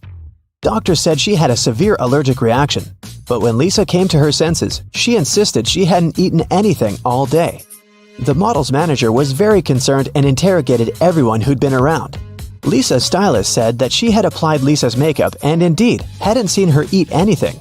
The cleaning lady said she had cleaned the dressing room with organic, non-allergenic products. Lisa's main rival, Nora, said that she'd been watching the shooting all day long. She hadn't noticed anything suspicious. Who's the culprit?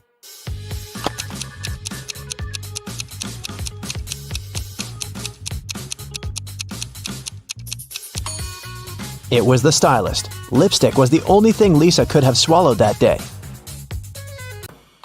In the middle of the night, Dennis woke up because of a loud crash. One of the kids must have been out, but they know they aren't allowed to leave at night.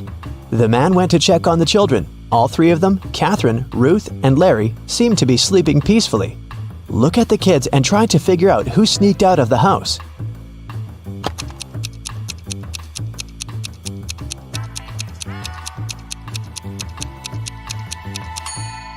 It was Ruth. There's a dirty sneaker hidden behind the curtain and several pieces of French fries under her bed. Brenda was traveling by train. It was scorching hot in the carriage. The girl took off her gold bracelet decorated with diamonds and put it on the table in front of her.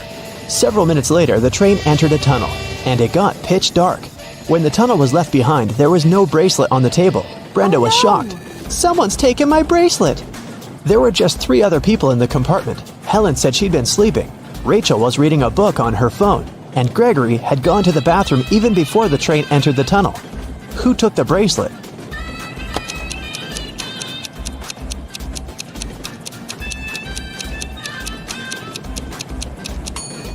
It was Helen. At first, she had her sleeves rolled up, but now they're covering her arms down to the wrists, hiding the bracelet. Sarah bought some ice cream on Saturday, but kept the flavors in secret. When she woke up on Sunday, all the ice cream was gone. She asked everyone in the house if they knew anything about it. James answered he had gone to work early that morning and hadn't seen anything. Mary said she wanted to have the new caramel ice cream in the afternoon. She felt bad she was going to miss it. John didn't even know there was ice cream in the house, but he was looking forward to trying it. Can you figure out who knows something?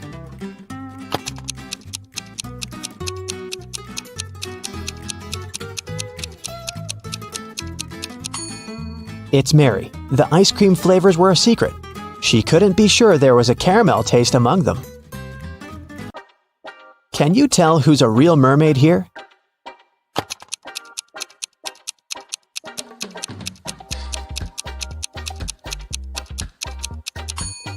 The second one is a guy, so he definitely isn't a mermaid. The girl on the right is chilling in the sun, and she's out of the water.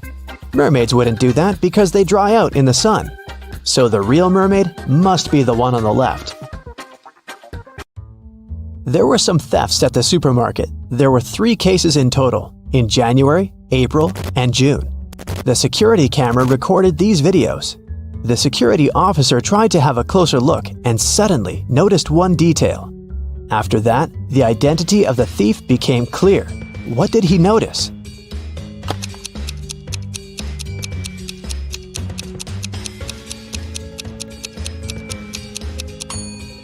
It was the pregnant woman. The attentive security officer noticed that in January, she looked about 6 to 7 months pregnant.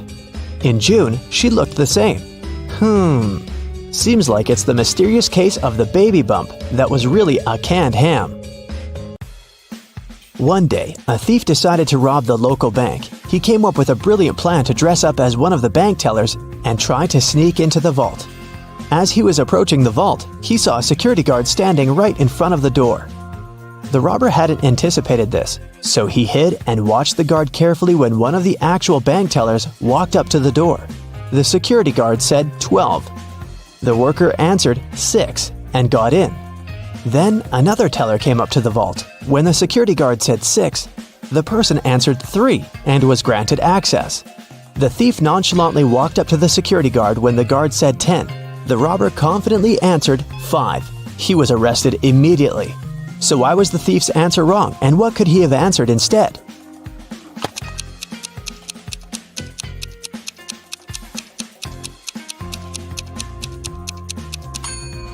The response has to do with the number of letters in the word. 12 has 6 letters, so the answer is 6.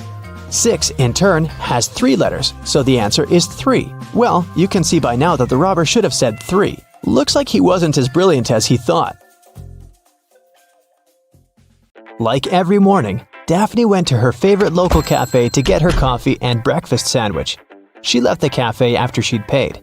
A few minutes later, she returned, looking anxious, because she had forgotten her wallet. Strangely, it was nowhere to be found. She called the police to report the incident. Nobody had left the store, so the thief was still there when the officer arrived. He started questioning everyone. Jenny, the cashier, said that Daphne was a regular customer and she had known her for a long time. So, she would never steal her wallet, and she didn't see it after Daphne had paid.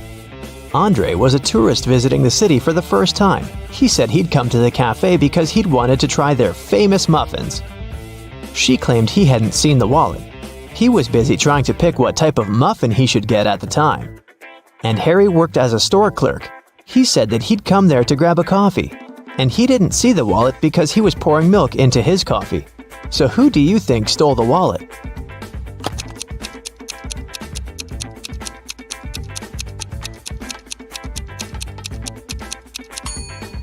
It was Harry, the store clerk, or should I say Harold. Do you see his name tag? He lied about his name when he ordered his drink. Also, even though he said he was pouring milk in his coffee, as you can see, it doesn't have any milk in it. Jessica was an aspiring actor, and she had a big musical theater audition that day. She left her house early in the morning to make it on time, but she had forgotten to take her sheet music with her, so she had to drive back. When she walked in, though, she saw her roommate lying on the floor unconscious. A nurse was standing beside her. She explained to Jessica that her roommate had been poisoned, but luckily, she'd had enough time to call an ambulance before she passed out. Jessica immediately realized something was wrong. She thanked the nurse for helping her friend and asked her if she could get her a glass of water or anything else. The nurse agreed, and Jessica hurried to the kitchen. There, she called the police saying, "There's a fake nurse in my house. She poisoned my roommate and tried to rob her." How did Jessica understand that?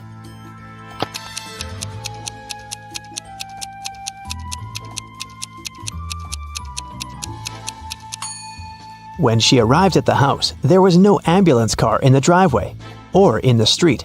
And it's not like paramedics started using Uber. And you might have also noticed that the paramedic bag the nurse was holding was slightly open, and Jessica's roommate's jewelry was dangling out of it.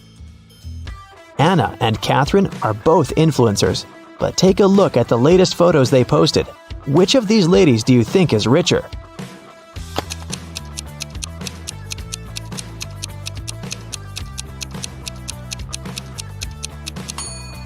Catherine is richer, of course. Just look at the number of likes on her photo. She has 27,907 likes. Anna, on the other hand, has 9,837, which means that Catherine has way more followers and must be earning millions. Annie managed to buy presents for everyone except her dad. She knew what everyone wanted, but her dad was kind of secretive and not the talking type. He was also not great with technology and never bought anything online, so there was no way she could sneak into her dad's computer and check the saved items in his shopping cart. But he always liked to make lists in his little notebook, and Annie was sure she might be able to find a wish list there. So she sneaked into her father's office one day to look for the notebook. It was nowhere to be found, but his study table had a locked drawer. She looked for the key around the room but couldn't find it anywhere. That's when 2 different sticky notes attached to 2 different books inside the bookcase caught her eye. The first note was attached to a psychology book and had P5487TH written on it. The second note was attached to a detective novel and said P21320TH. Annie immediately knew what the notes meant. Can you guess what she had to do?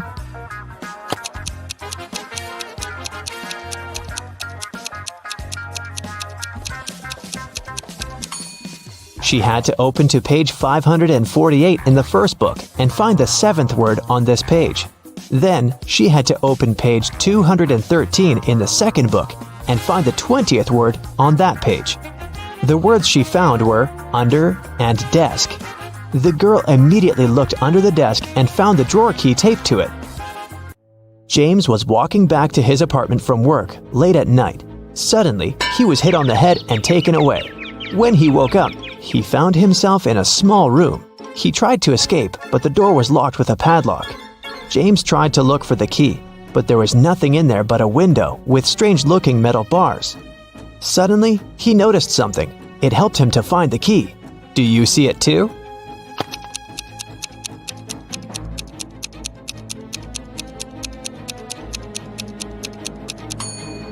One of the metal bars is different from the others.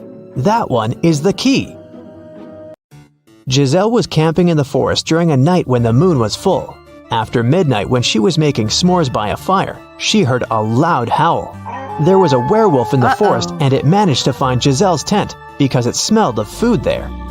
Thankfully, Giselle was not in her tent anymore when the werewolf arrived because she had already run away. Hiding behind a tree, she watched the creature eat her s'mores and tear up the tent. When the werewolf left before sunrise, the girl returned to her tent, but everything was ruined. There was no more food or water left. Her cell phone had run out of battery, so she couldn't call anyone. She started wandering through the forest, and soon she came upon a witch's house. When she walked in, she saw the witch and another lady. Giselle asked the witch if she could send her home. The witch agreed to help her on one condition. She would only send Giselle home if she guessed her sister's name. If not, she would turn her into a frog. Giselle knew the answer, but how?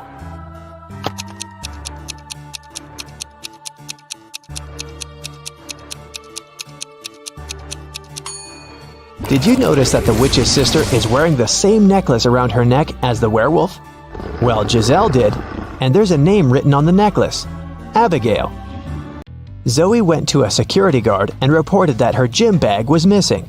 She said she'd gone to the ladies' restroom after her dance cardio class. She was fixing her hair when someone came up from behind and pushed her. So she didn't see the person who had taken her bag. The security guard refused to check the footage from the security camera that was outside the restroom. Neither did he file a report. Why?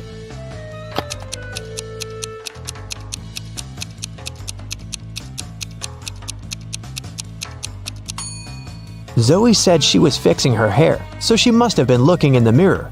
If she was telling the truth about someone sneaking up from behind, she would have definitely seen their reflection. So, Zoe probably lied so that she could sue them. Luckily, the security guard was super smart. Several women went missing in a small town. James Darcy and his police team had been searching for months, but they couldn't find the place where the women were kept. One day, when Sandra was jogging, she decided to use another route to get home. As she was passing an old cabin, she heard screams coming from its basement. She immediately called James Darcy to report it. James and his team arrived at the place and busted in. They found there 3 women. They all said that they had been locked in the basement for months, but James knew one of them was lying. The first woman said that her name was Tammy and that she had spent almost 8 months in the basement. The second woman claimed that her name was Hannah and that she had been there for almost 5 months. The third woman told him that her name was Allison and that she had stayed there for about 3 months. Can you tell who the liar is?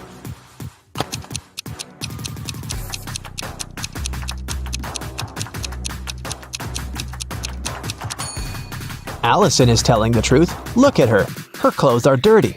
Her hair is greasy. Her roots have started to grow out. She definitely hasn't seen daylight for a long time. The same goes for Hannah. But look at Tammy. She looks clean. Her clothes look new. Her hair and makeup look fresh. So it must be her who is lying. David spent his summer break at a science camp that was at a big space facility. When the summer break ended and school started, he told his friends from the science club all about his camp adventures. He said that at the facility, he had found a secret room. And in there was a time machine. He stepped into it and pressed some buttons to test if it really worked. And it did. He traveled through time, and was able to talk to Nikola Tesla, Chuck Berry, and King Aragorn. But one of his friends immediately called him out for lying. How did he know that David made up this whole thing?